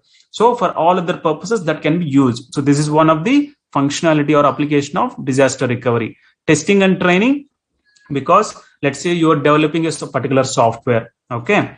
You are having one operating system. If you install it, sometimes it can crash the entire operating system. What you need to do? Again, you need to install fresh installation. Instead of that, you have the box. Okay. You created this virtual box.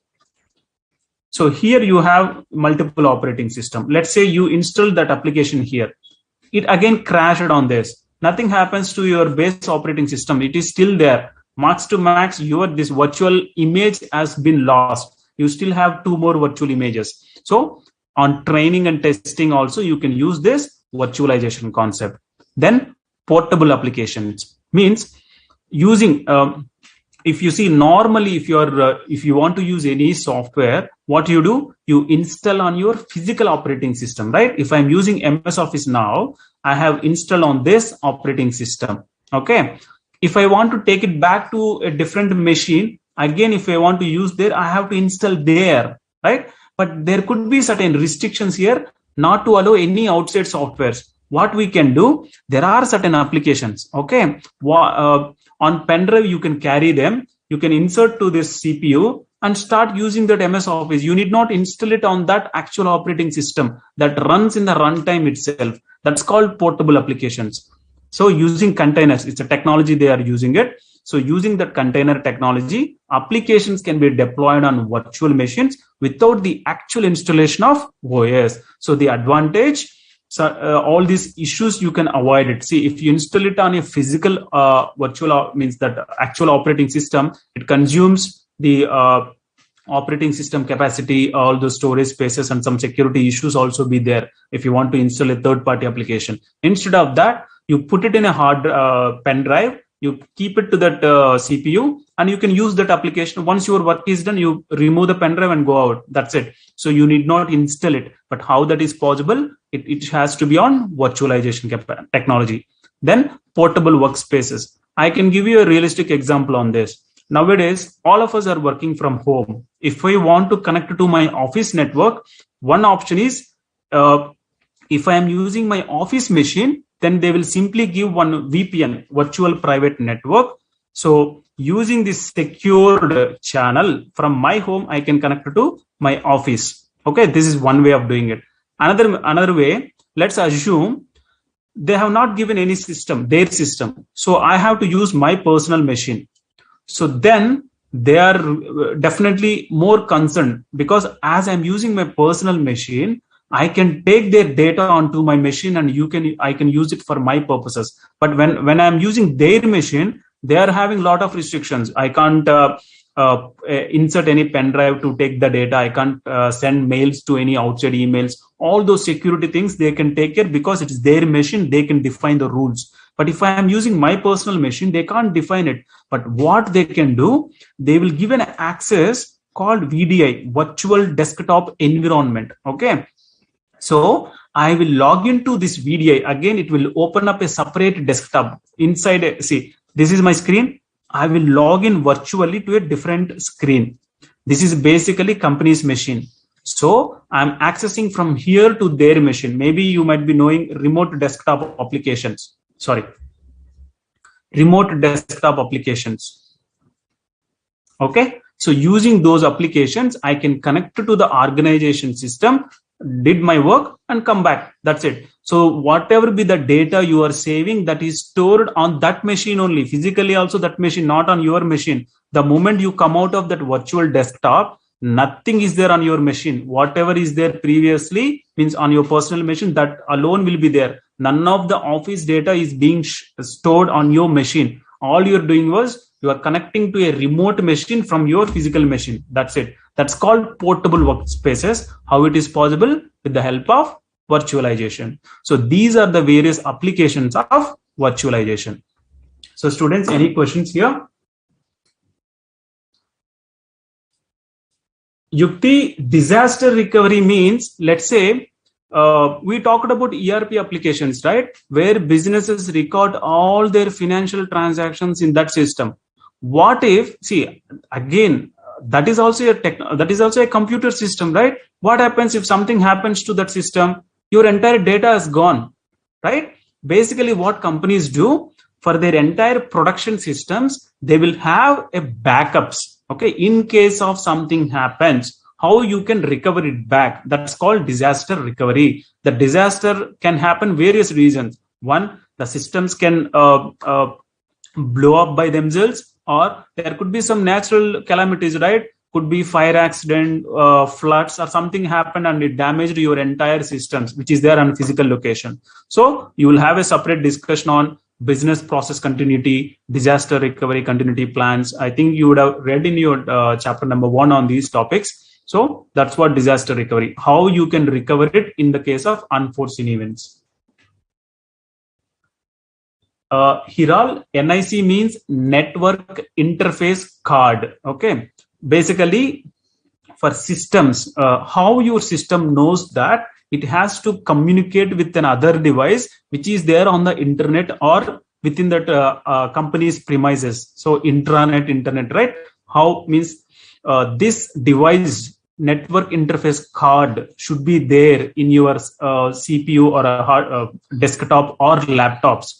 So that device can intercept the data and communicate with the data on internet. It's a small device which is placed on your laptop or hard disk, which communicates with the other machine on the network. See, in simple terms, if you're using laptop, I'm not talking about Wi-Fi methodology. For you to understand, if you're using the cable connection, you will be placing that cable to a small pin on your desktop or a CPU or a laptop, right? That pin, if you go inside of your machine, that's a network interface card, basically, that connects to the network interface card.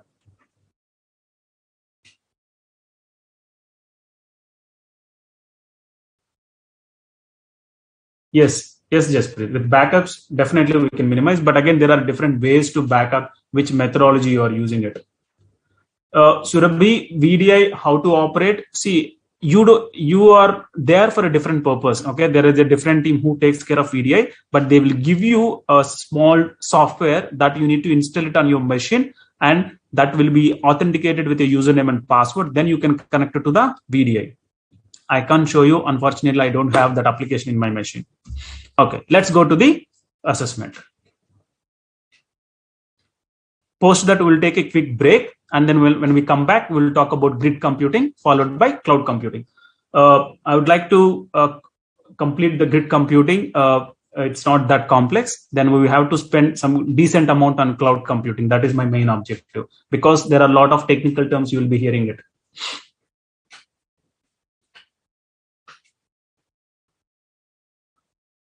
Students, can you please answer this question? Assessment. Adit, can you please explain what is virtualization based security in Windows security? I didn't understand. Adit, can you please elaborate your query once again? Meantime, remaining students, please answer this question.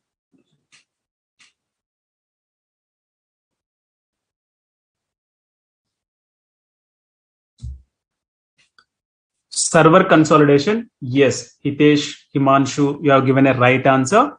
It's also known as physical to virtual or P2V transformation is called server consolidation. Correct. So this is about virtualization. The next topic is grid computing. Now it's time 7:40. We'll take a 10 minutes break. At 7:50, we will resume and then continue with grid computing and cloud computing. Thank you, students. We'll be back in 10 minutes.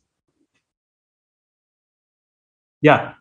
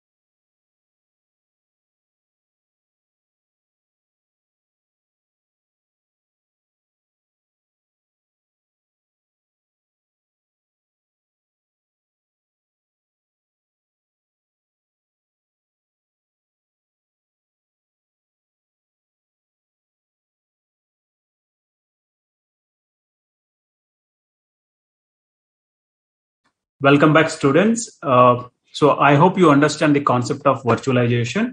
Here I see some questions from Amrit Pal, difference between server consolidation and software consolidation. So where you have read about software consolidation, Amrit, just give me a reference.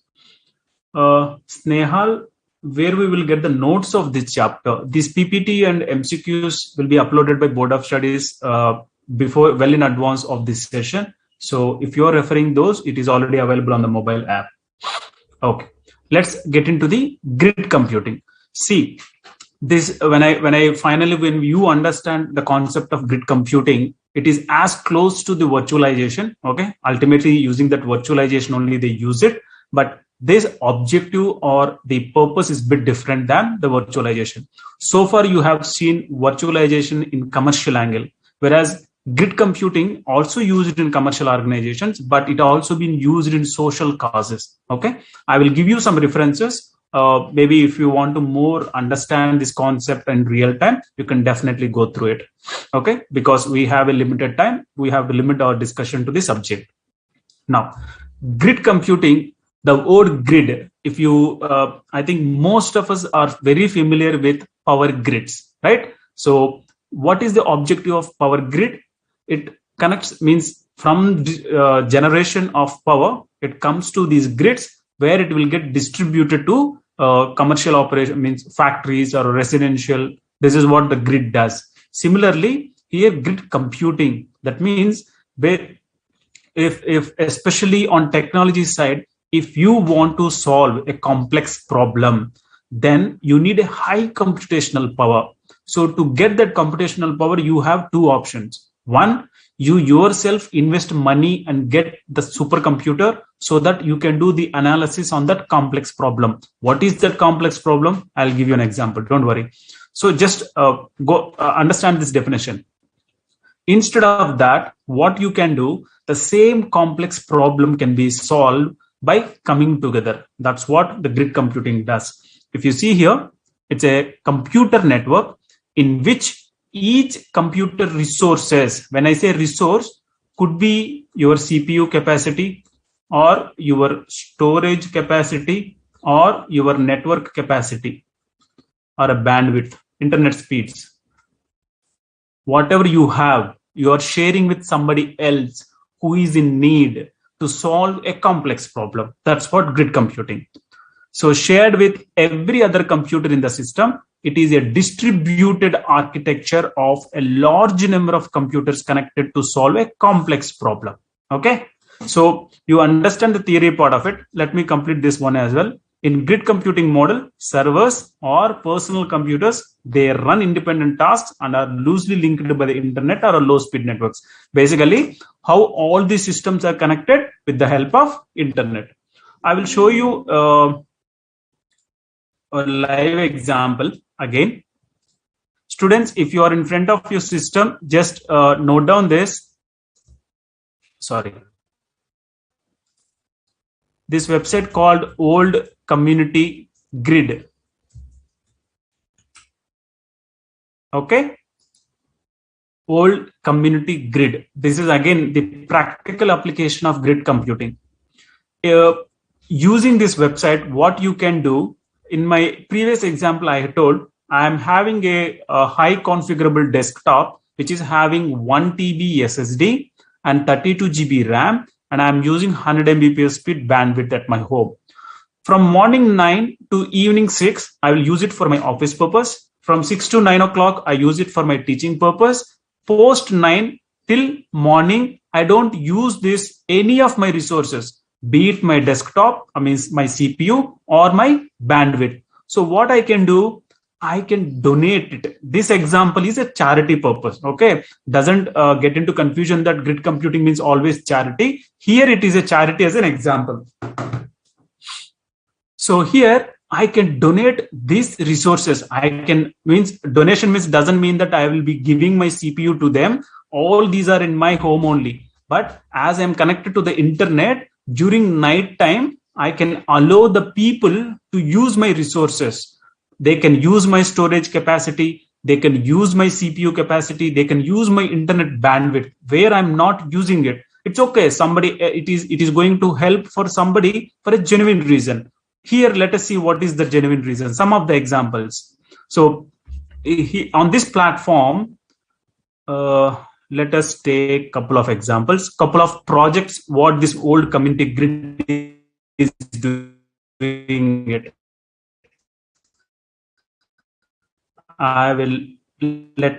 The medical example, help stop TB. I think you might be knowing that TB issue, a health issue, right? So this is killing 1.5 million people in 2014, making it one of the world's deadliest disease. You can help researchers learn more about this disease and how to overcome it. Basically, a group of scientists, they want to identify the root causes of this TB and how to eliminate the TB. If they want to do, they want to analyze huge amount of data. Whenever there is a big data, to analyze the data, you need to have a supercomputer.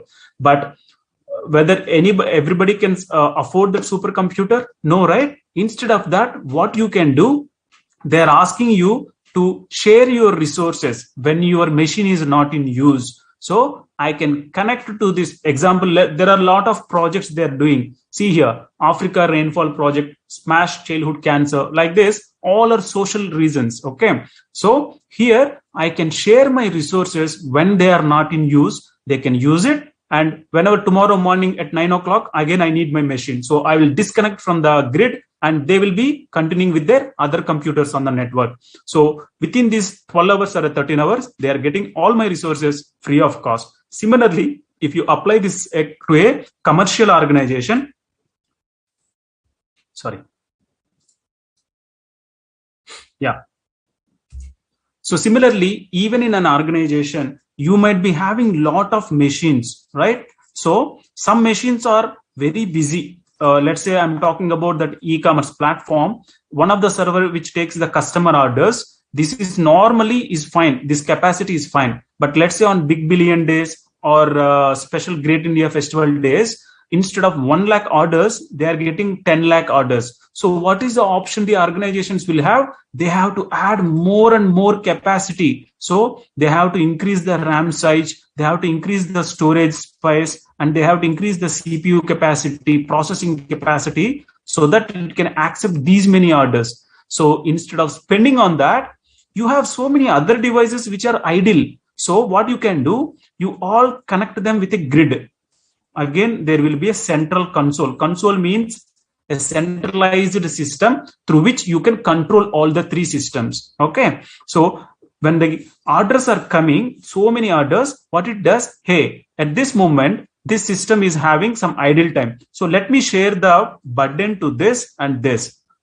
That's how the jobs have been shared by this central console on the grid nodes. These are called grid nodes. Okay. So whenever the job is done, when the peak load, the next day, the regular transactions is 1 lakh. What this console does, now again the workload came back to normal. Now I need not share this to this server. I can only send the data to the primary server. So that's how they can use this grid computing. I have given two examples, one in the commercial space, another in societal space. Remember these examples, then the entire concept is easy. So beyond that, there is no much technology on the grid computing. So what is the benefits? It's a making utilization of underutilized resource. As I said, when those resources are idle, you can use it. If it is already busy, then there is no point. The only option for you, you have to spend money and get additional resource if they're already busy. See, during my office time, why should I give my system capacity to somebody else? Even though it is charity purpose, then I can't perform my job, right? So in those cases, I will not give. Only when my system is idle, I will give it to them to use my capacity. But when tomorrow morning at 9 o'clock starts, I will disconnect my system from the grid system and I will continue my regular operations. This is what the grid computing.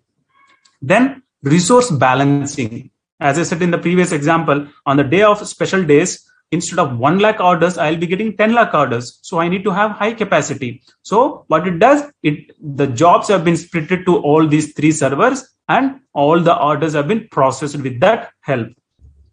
And parallel CPU capacity, the same example. So it takes the CPU capacity to process those transactions. Resource balancing, basically, it also says that scheduling grid jobs on machines with low utilization.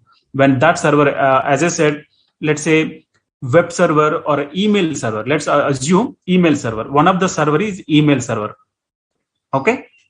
Usually email server have been used whenever your users are sending or receiving emails.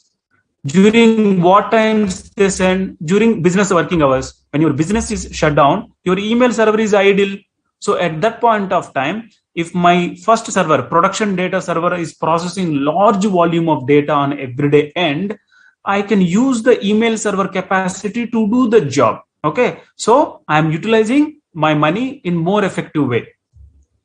Then virtual resources and virtual organizations for collaboration. As I given that old community grid, that scientists are located somewhere else. I am staying in this place. So I can give my systems to them. So virtually they can connect to my machine and then get the things done. So that's what virtual resources. And access to additional resources. So when I say resources, it doesn't mean that always that hard disk or capacity, even this bandwidth. So these kind of things also they can share. Reliability, why it is more reliable? They are not dependent on my system. Now itself, you might have got a question.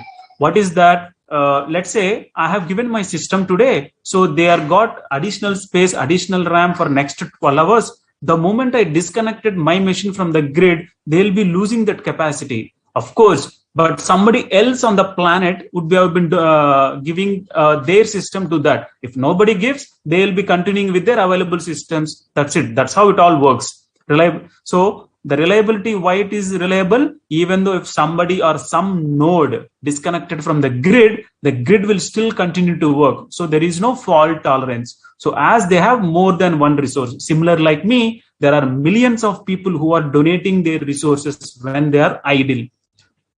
And from the management point of view. So when it comes to management, it is as they are managing heterogeneous. See, homogeneous means similar. Heterogeneous means different systems.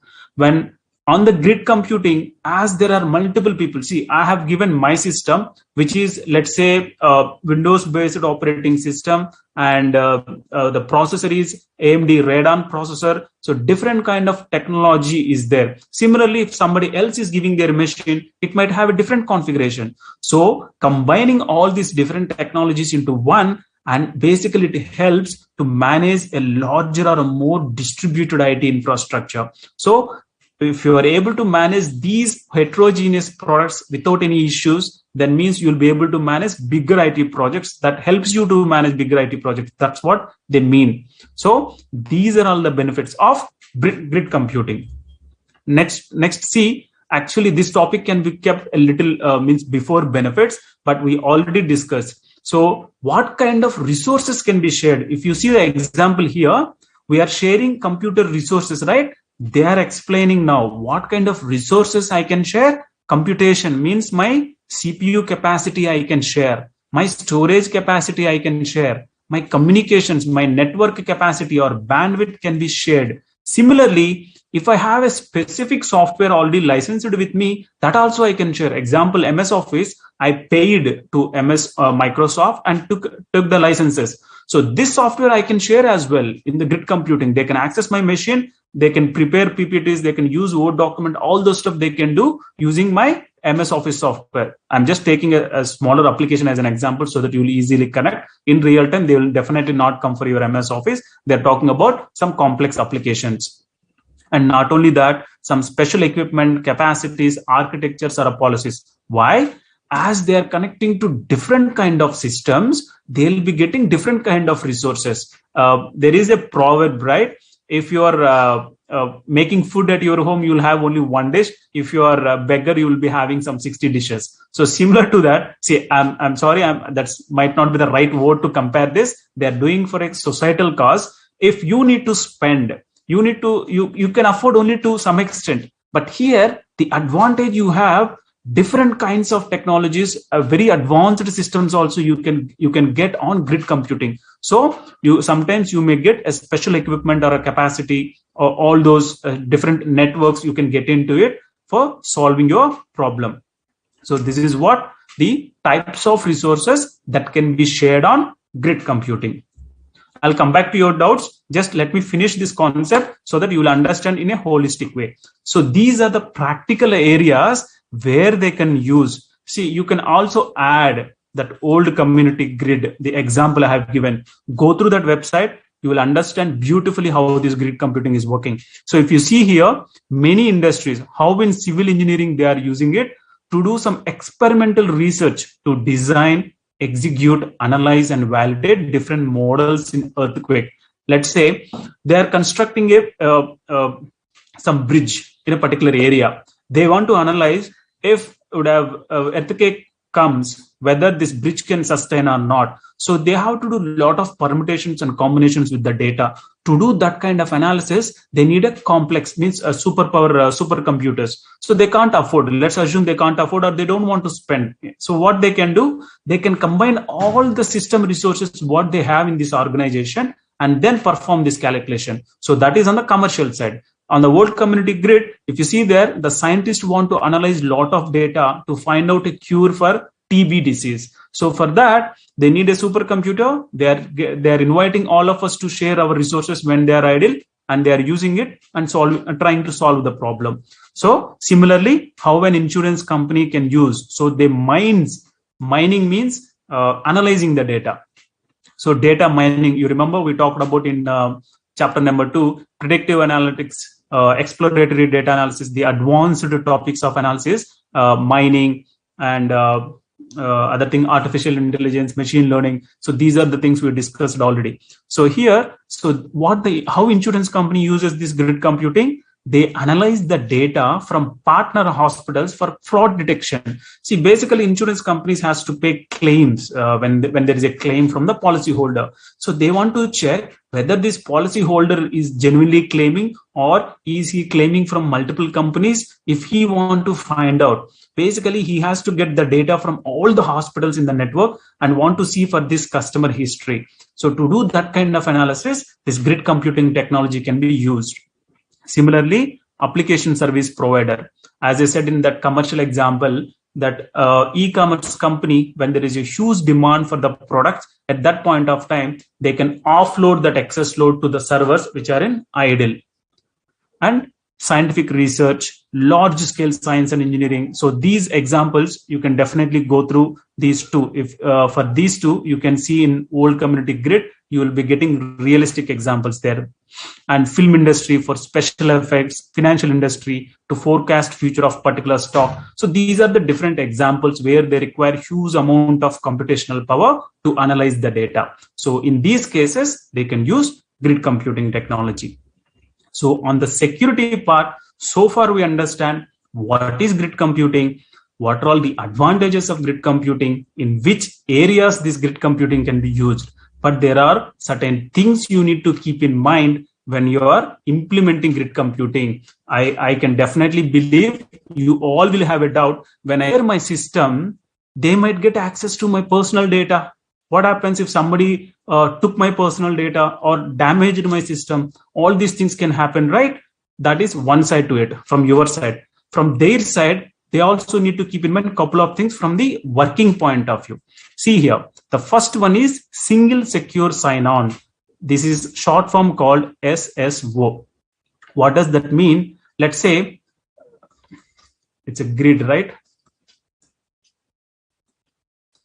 All these machines are connected one another in this grid. That's how it works. Okay. It's not that all connected to one central location. Everything is connected to the other machine in the network. So ultimately they can talk to each other. So when these systems are connected each other, when somebody is logging into the grid, okay, first time it will be authenticating here. In the grid, once they're connected, they are taking some resource from this machine, okay, be it network or a bandwidth or something else. So they are taking certain resources from this machine. Again, if you ask to re-log in, then for every resource they are consuming from this grid, they have to log in from multiple times. Instead of that, you can implement single sign-on. That means Once I log in and connected to the grid network, I need not log in again and again. I can utilize all the resources available on the grid. So that is what secure single sign-on. Then the second thing is resource management. So that is also you should be very careful. As I said, conceptually, theoretically, it is doing very good. But when it real time comes, you should be very careful in allocating the resources. Let's say you can't allocate allocation of resources to co-users, like how to allocate means which task to which system and how to prioritize. These are the very critical things for a grid computing to work better. How to prioritize. So if you are getting lot of tasks, you have to prioritize which tasks to give to which system or to which user. So that is about resource management point. From the data management point of view, as we already started, the entire discussion started, you have a complex problem to solve. So you, for sure, when you're touching grid computing, that means you are having huge amount of data. When there is a huge amount of data to process, ensure that access and management is a big issue. So that will be there. You should take care of it, especially when they want to analyze huge amount of data. They will be taking some lakhs and lakhs of patients' data and their personal attributes to do this, to predict it, like at what age this TB is coming, what kind of personal attributes there, like to what kind of people there is a more chances of getting this TB. So to do all these things, they have to take care of about data management. See, in simple terms, especially when you're using public resources, all those controls you should take care of it. So they are just listing down one by one. Read from this context. You are using a public resource, and especially you are exposing your data. To manage the data, to manage your accesses, all these things should be considered when you want to decide to go with grid computing. And management and protection of credentials. As I said, you are accessing other people resources, so their credentials also should be protected. Their personal data should not be revealed. So that is one of the main criteria to have a grid computing to work. See, if my data somebody is accessible, I will definitely not share my system to the grid, right? So that's what they're saying. Interoperability with local security solutions. That means assume that there are multiple systems are connected, right? So each system is working in certain security protocols. I might have my own security, means my own way of securing my systems. The other user might have their own way of securing their systems. So when you are connecting to these heterogeneous systems, you should be able to operate effectively. Interoperability means able to operate at multiple platforms, at multiple environments without any issue. So you should be able to access local resources without any issue. That's what they're saying. Interoperable with local security solutions. I might have my own security rules, but still you should be able to come and work. There is another user who will be having a different security framework, and still you should be able to work. Standardization. Definitely, this is what we've been talking about. As you are connecting to, you are open for the multiple people from multiple geographies. So getting a standardization is a bit difficult in your activities. When I say standardization, let's take an example. I'm using Windows operating system. Another person is using Mac operating system or a different processors. So when your job to be performed on these machines, you need to bring all of them into a common platform and then able to perform it. So to bring to that thing, it's a bit difficult. See, don't worry, for even grid computing to work, there are products from IBM. There are multiple companies which offers this grid computing technology. So that technology will take care of all these issues basically. But they want to highlight that you need to keep in mind these things.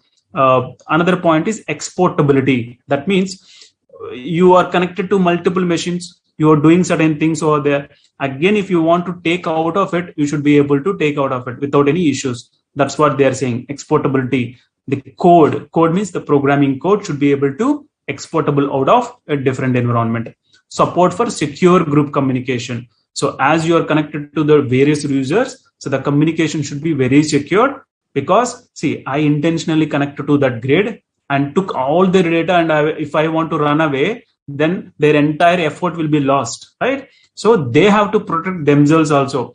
Ensure that the communications, means the systems communicate with each other and scheduling these jobs, all these things, they have to be properly secured.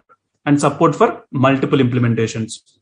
You should be able to do multiple projects using this cryptography. That's what they're saying. So if you summarize all this grid computing security, as you are using public resources, take measures as best as possible so that their security will not be compromised. At the same time, your job also performed without any issue.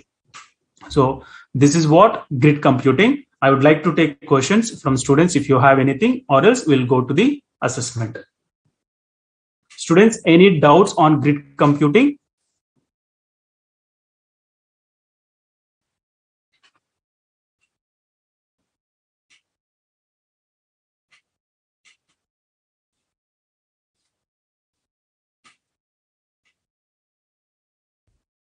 Okay, good.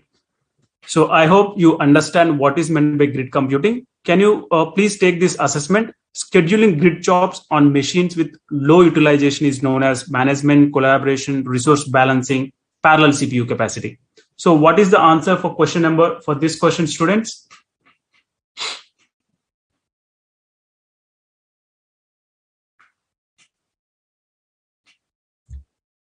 Correct. Himanshu, you have given the right answer. Not collaboration. Pooja, I think you might be giving a generic answer. If you see here, I have used the term resource balancing by scheduling grid jobs on machines with low utilization. That's called resource balancing. So this is what the grid computing. I hope you understand the concept of grid computing. See, on certain things, I was plain in explanation. The reason being, it's not that difficult to understand. So let's say certain technical terms. See, I have spent some decent amount on explaining these terminology like grid computing security. But on application areas, these are the real-time examples where you can simply read through it. Okay.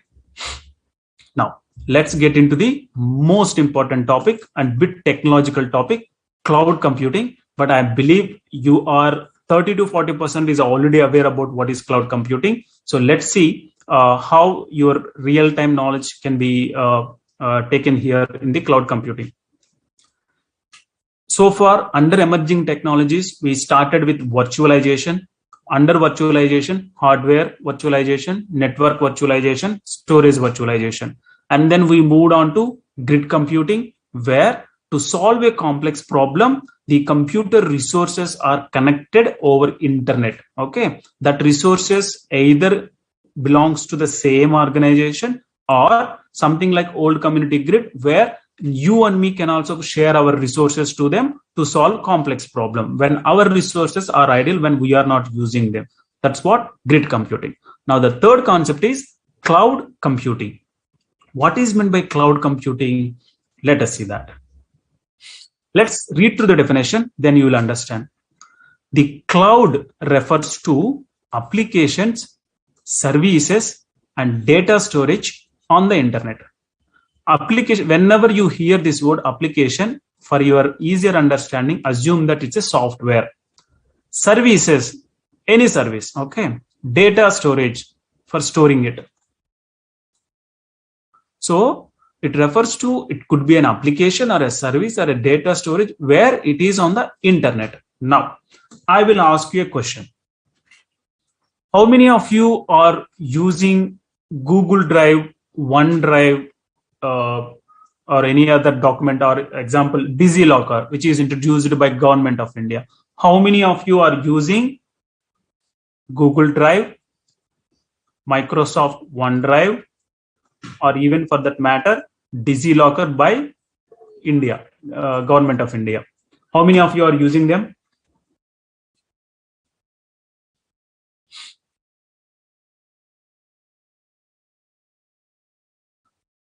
Hemant, I am seeing your question. How can we share resources? Are you talking about grid computing?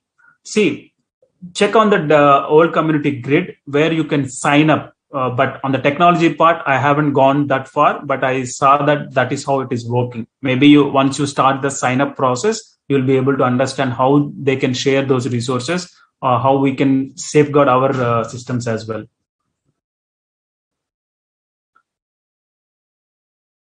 Definitely, Mansha, cloud computing is going to be the it's already there in the on the success side, but for sure for the organizations to grow exponentially, cloud computing will work. Let us understand what is this cloud computing and all those stuff.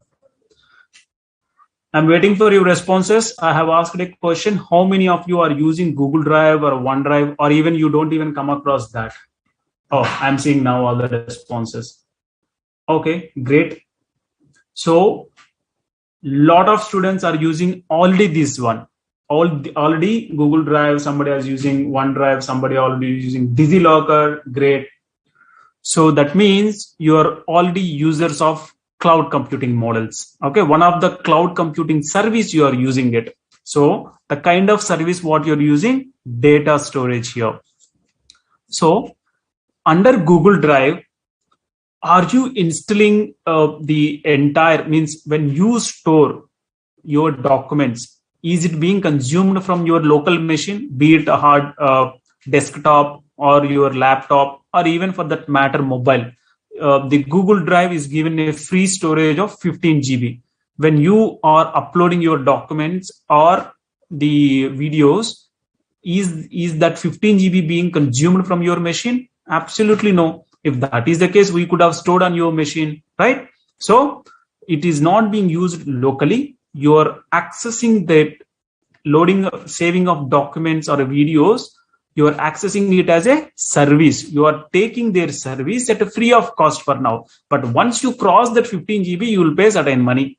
Okay, that is an example of actually a SaaS product. SaaS product. We will come back to the terminology. Don't worry. We have a good explanation about it. So this is what a cloud computing. Let me see here. Cloud computing means the use of computing resources. Again, here they used the word computing resource. So if you understand what are all the resources that can be used, you'll be able to easily follow up the entire conversation. As a service, okay, you are taking it as a service. How you are accessing them? Through networks, through internet. When I say network, internet, typically the internet. Anyway, they already given the definition here. The internet is commonly visualized as cloud, hence the term cloud computing. Okay, I'll give you the parlance of it. Let's say in physical world, there is a cloud. I mean to say cloud in the sky.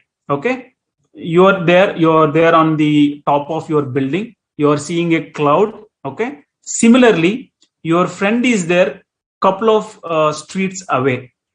Okay, he also can see the same cloud.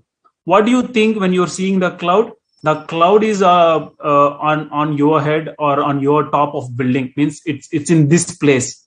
But your friend who is far away from your location, he also gets the same feeling. But actually, cloud is in a different location, but you both feel that the cloud is in your location, right? It gives that impression. That's why they used that cloud computing analogy here.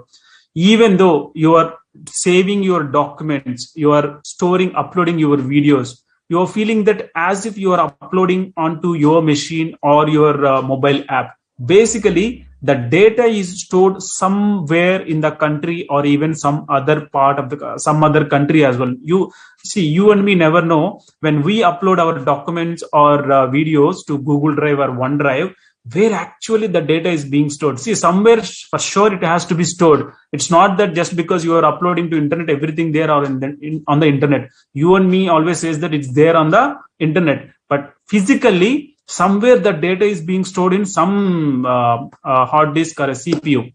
That you and me never know that. So that's what, if you apply my example to this, when you are using that services, you feel that as if they are saved on your machine or a mobile phone, but actually they are somewhere else. So that's what the cloud computing. So with cloud computing, users can access database resources via internet from anywhere as long as they need, without worrying about any maintenance or management of actual resources. When you are saving or uploading your documents, are you worrying that, hey, what if that hard disk crashed? What if that system crashed? Are you anywhere worrying about that? Or are you maintaining, are you seeing that every day whether the hard disk is working fine, means the Google Drive hard disk is working fine or not?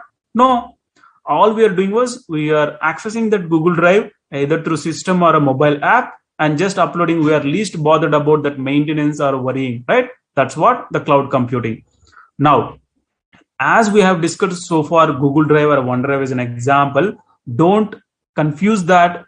Cloud computing means always a software. Okay, it's a combination of software and hardware that we are going to talk about on the different kind of models, which is called infrastructure as a service. It's called IaaS, infrastructure as a service, platform as a service, software as a service. These are the various cloud computing service models that we will discuss when we get into the topic. So for now, just understand that cloud computing doesn't mean that only software.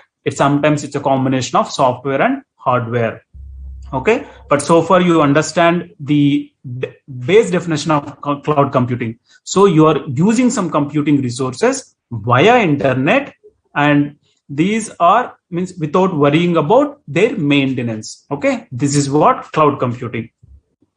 So they are just given, I have taken some pictures where you can access from different devices and take all the benefits, all the different services you can consume. Don't worry about this application platform or infrastructure. I will explain you when we get into the service models. Now, this already we have taken. I have asked this question starting of this Google Drive, OneDrive, couple of these are cloud computing. I can give you few more live examples. Gmail, Yahoo Mail, these are also cloud products only. See, nowadays everybody is talking about cloud, but how many years back, right, nearly 2 or 3 decades ago, we have been using it. These are cloud computing products only. These comes under the category of software as a service category. Okay, if you see here, when you are using Gmail application, you are using Gmail for sending emails and receiving emails. So that contains some text, ultimately to store the text. When see, after many years also you can go back to your first email. So that means somewhere all this data is being stored. Where it is being stored? Gmail is managed by Google, so it is being managed by Google, right? So these are also a couple of other examples of cloud products. Hiral, I will talk about that. It's not about storing, Hiral. That's what. See, don't get confused. I have taken a Google Drive or a OneDrive example because you are familiar with it. Okay. We will talk about when we get into. Now, I will explain it. Now, so we understand the basics of cloud computing. What are all the characteristics of cloud computing? So if you see here, elasticity and scalability, that means whenever I want, I can go up, I can scale up or down. Example, in that Gmail application, they have given 15 GB as free storage for everybody. Okay, but you have been getting a lot of emails which are important to you, and that crossed 15 GB. You already consumed that 15 GB. What happens?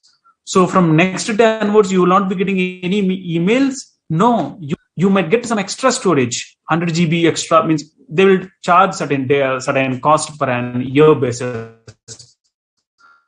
So for next 1 year, you are eligible to use up to 100 GB by paying some. Feel that no, now I'm not getting any emails. I will remove all those unnecessary emails. So I don't want to use this paid service. You can do that. So this is what this elasticity or scalability. If you want, you can scale up, scale down based on the need. Then pay per use. So based on the usage, you will be paying it. As I said, as long as you are using till that 15 GB, you need not pay anything to the Gmail. Once you cross that 15 GB, you have two options. Either remove the data so that again you will get the free space, or pay money to Google to get extra space. So pay per use. Then on demand.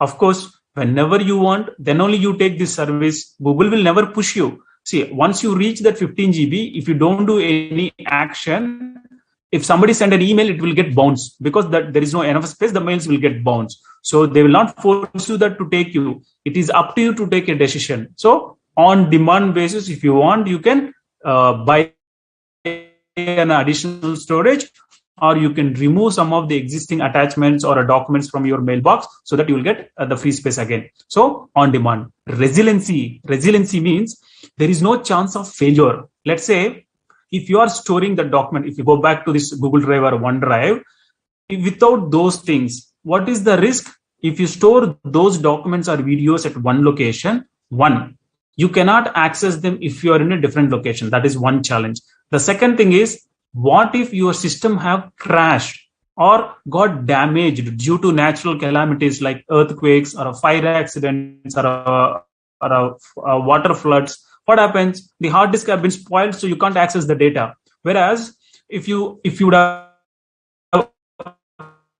uploaded all the data to these cloud products, Google, at any point of time from any place. So that's what resiliency means. So there is no absence of risk of server or storage resource failures. So you are least bothered because that headache is taken care of by the cloud service providers. Ultimately, somebody has to take care of it. Instead of you, Google is taking care of it. That's what resiliency. Now, multi-tenancy. Multi-tenancy means the same Google Drive or OneDrive, it's not you alone can use. There are multiple people can use it. That's how they are saving the cost. Let's say for everybody, if they're giving free of cost, they will be in losses. How Google is making money? You are attracted to that 15 GB, but there are a number of customers who pay that extra amount to Google and get that additional services. Okay. And think from the corporations, if you are working in an organization, even example in my case, my organization also Google product, so they would be paying definitely to Google by providing all those services. So they will definitely earn money. So, but for certain limits, they are giving free of cost. So multi-tenants means multiple users within the same infrastructure. Let's say if I have 15 GB storage, if I want, let's say I have to buy hard disk. Similarly, if my friend also wants 15 GB hard disk, he also need to spend. Instead of that, let's say this is costing me some 1,000 rupees. This is costing me from 1,000 rupees. We both spend 2,000 rupees. I'm just giving some random numbers. Don't worry about the numbers. Now, instead of that, what Google have done, they bought some 1 TB. Again, it's just an example. 1 TB means 1024 GB. So they would have got some 3,000. By 3,000 only, they would have got this entire 1 TB space. So they're giving free of cost like this, some 10-20 resources free of cost they're giving. So this is what, so you can save on the infrastructure. Individually, if you spend, you will be incurring a lot of amount. Instead of that, if you are using a cloud products, you could have saved on the infrastructure part. Workload movement means when we talk about the cloud service models, you will understand how the workload can be moved. Means, as I said, think from the commercial angle, because so far I've been using Google Drive, Gmail in the personal context. But for organizations, when I'm using any service from the cloud, if my transaction volume have been increasing, okay, they can extend the capacity of my cloud application. So they can increase the resources, they can decrease the resources based on my workload. That is also possible. That's also one kind of service they give. We will discuss again, as I said, under cloud service models, what kind of the different kind of service models. Then actually, once you complete those models, you'll be able to better understand all these features. So as they have given in this sequence, I'm just following it. And wide range of network access capacities, because these services, if you see in my previous diagram, you can access that same Google Drive or a Gmail, you can access from your mobile, you can access from your tab, you can access from your laptop, desktop, any device you can access. So that's what they're saying, wide range of network access capacities. So you can access from different devices. So these are the various characteristics of cloud computing. Okay, I hope you are able to follow. Then advantages of cloud computing. So by now itself, you'll be able to understand if that Google Drive is not there, we all need to spend on hard disks and we all need to spend on that maintenance, so that you will be able to get it. But still there are certain limitations, right? If that, what happens to that hard disk if it got crashed? So all those things are the advantages. Now, if you see, achieve economies of scale. In your economics, you will be discussing about what is economies of scale. That means if you're individually buying, maybe that 1 TB costing is some 5,000 rupees. If the company has bought some 100 TB capacity, it won't be 100 into this 5,000. It will definitely less than that. So as they're spending huge amount,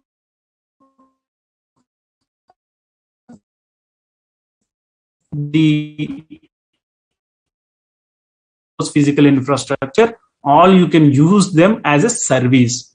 Globalize the workforce. That is the biggest advantage of this cloud computing. See, now I'm just slowly taking to you the commercial operations. Now I'm having my ERP applications on a cloud. Okay, all my business users are spread across the countries. Okay, across the geographies. So if they want to connect to my cloud, my ERP product, if that product is there on the internet, anybody can connect. Now, how you are able to connect from here to Gmail or a Google Drive, and similarly, now if you move from India to US, you still can access that Gmail and Google Drive, right? Will they stop that? Hey, you created this account when you were in India, now you move to US, so I'm not giving access to the Gmail or Google Drive. Will they stop you? No. Similarly, for companies, if they keep their software applications on the cloud, their users can access from anywhere, work from anywhere. So it allows the workforce is nothing but their employees, so they can take the services of the people who are spread across the countries as the products are available on the cloud is nothing but on the internet. Now streamline the business process, because as the products are on the cloud, the development will take very less time. Okay, again, you'll be able to better understand when I am talking about cloud computing service models. For now, just understand, on cloud computing products, it takes less time to develop. Reduce capital cost. As I have already told you, you need not spend the initial procuring of those hard disks, CPUs, all the required technology infrastructure, right? So that's help you to reduce the initial expenditure. Pervasive accessibility. That means you can access from anywhere, anytime over the internet. So that's that we already discussed.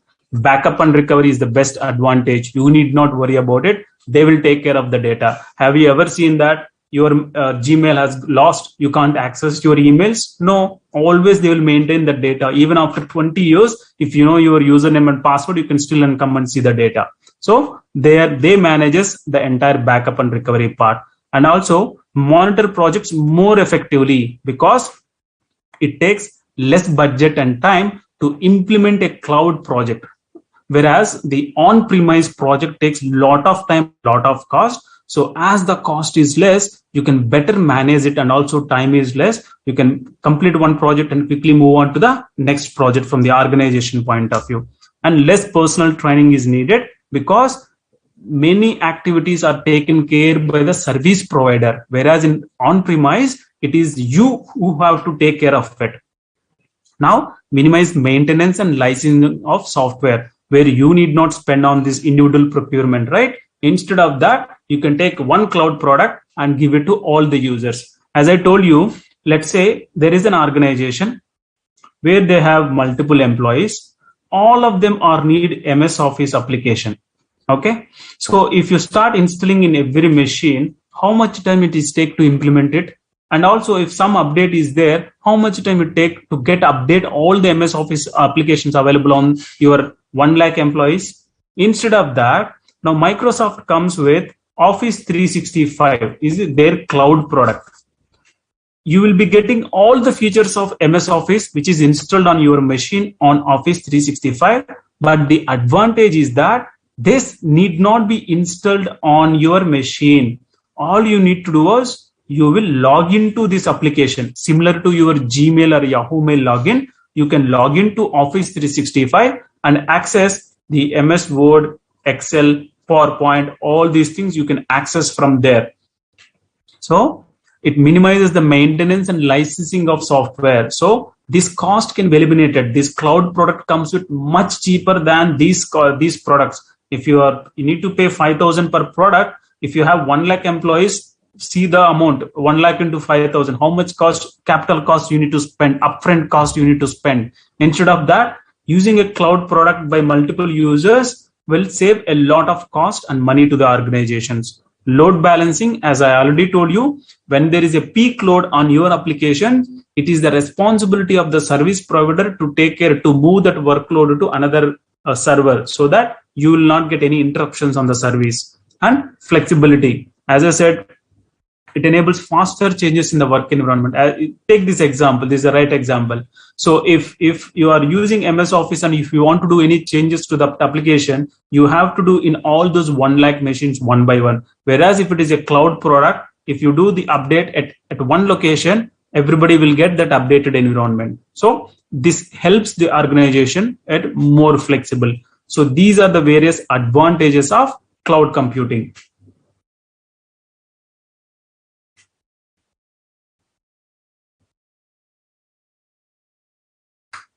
Karthik, actually emerging technologies, you have every technology is a new technology. A lot of technology is involved.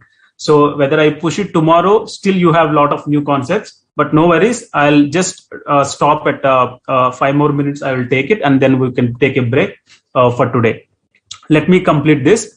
Drawbacks of cloud computing. There is a question from Avishka.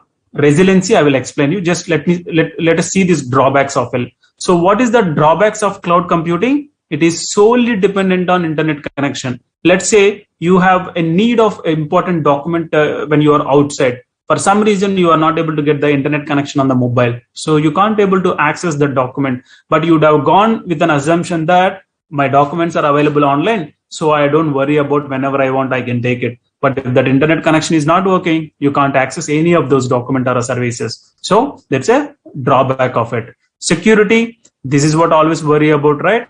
You never know where the data is being stored, who is controlling it, how they are accessing it or using our data. So that security will always be there. Control on resources, it's not owned by, it's not owned by us, it's owned by Google.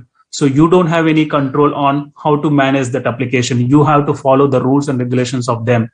Restrictions on availability of applications, operating system and infrastructure. So this is basically on the commercial angle. When you're using any cloud product, you need to follow certain, you need to follow as per them. You don't have that liberty. If you are taking on your own, then it's up to you how you want to use it.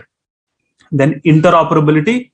Previously also we have seen under grid computing, interoperability means able to operate with multiple systems or multiple applications or even multiple vendors. So here certain cloud products have that limitation that you will not be able to work with, means different cloud. Let's say you have certain ERP application. Okay, for that to work, you need to go with one service provider only. For some reason, if you want to move with another service provider, this ERP may not work.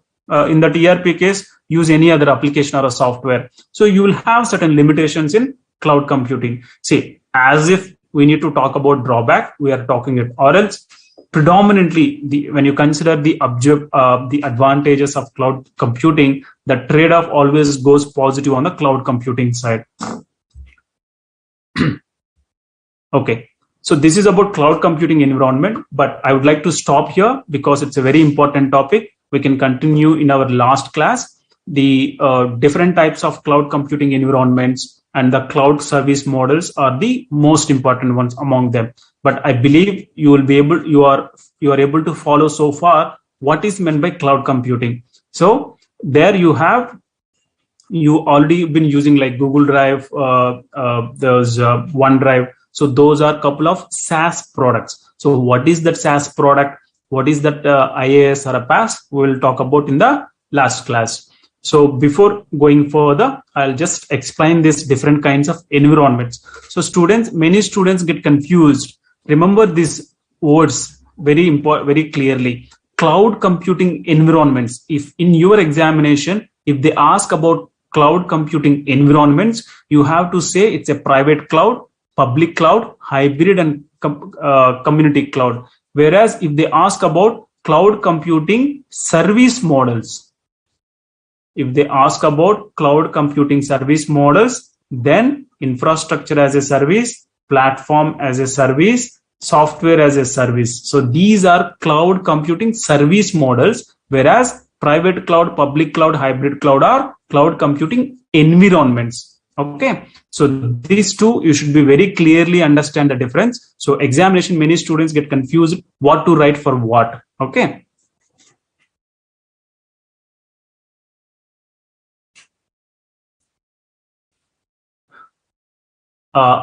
Avishka, resiliency means, see, let's say you have one hard disk. Okay, you are storing all your documents in this hard disk. What if this hard disk crashed? You might have asked why it will get crashed. Definitely, sometimes if it fall down on the land, it will definitely crash. Or if somebody by mistake pour water on your system, it might get lost. Or some fire accident happens, it might get lost. So you'll be losing the entire data, right? But whereas in cloud service, cloud computing, once you upload the documents to Google Drive, okay, ultimately the Google company also storing this data in a server, in a hard disk. Let's assume in an easier explanation, definitely they have to store somewhere. Okay, it's not that you are doing it, but they are doing that service. But what is the advantage of them? The data what you stored will be replicated in multiple places. Okay, the same data is replicated in multiple places. They will not keep it in one hard disk.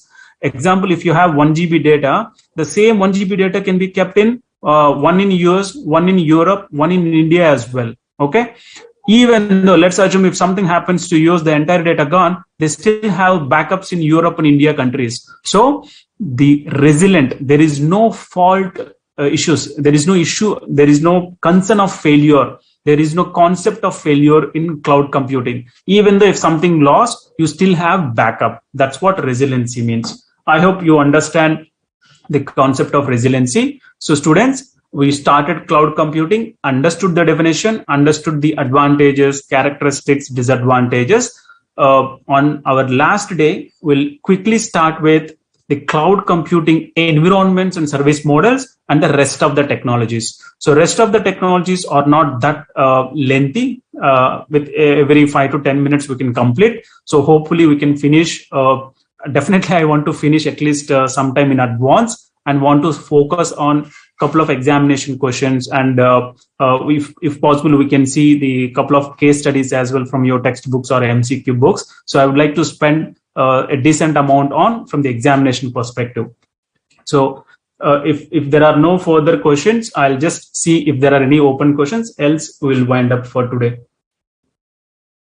Yeah, thank you so much students. We'll catch up on our day 4. Again, a request from my side, if you have any doubts, feel free to drop all your queries to easinter@ici.in. Share your feedback. That will help us to improvise our services.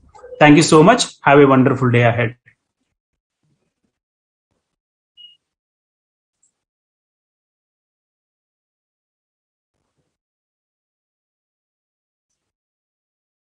Concluded.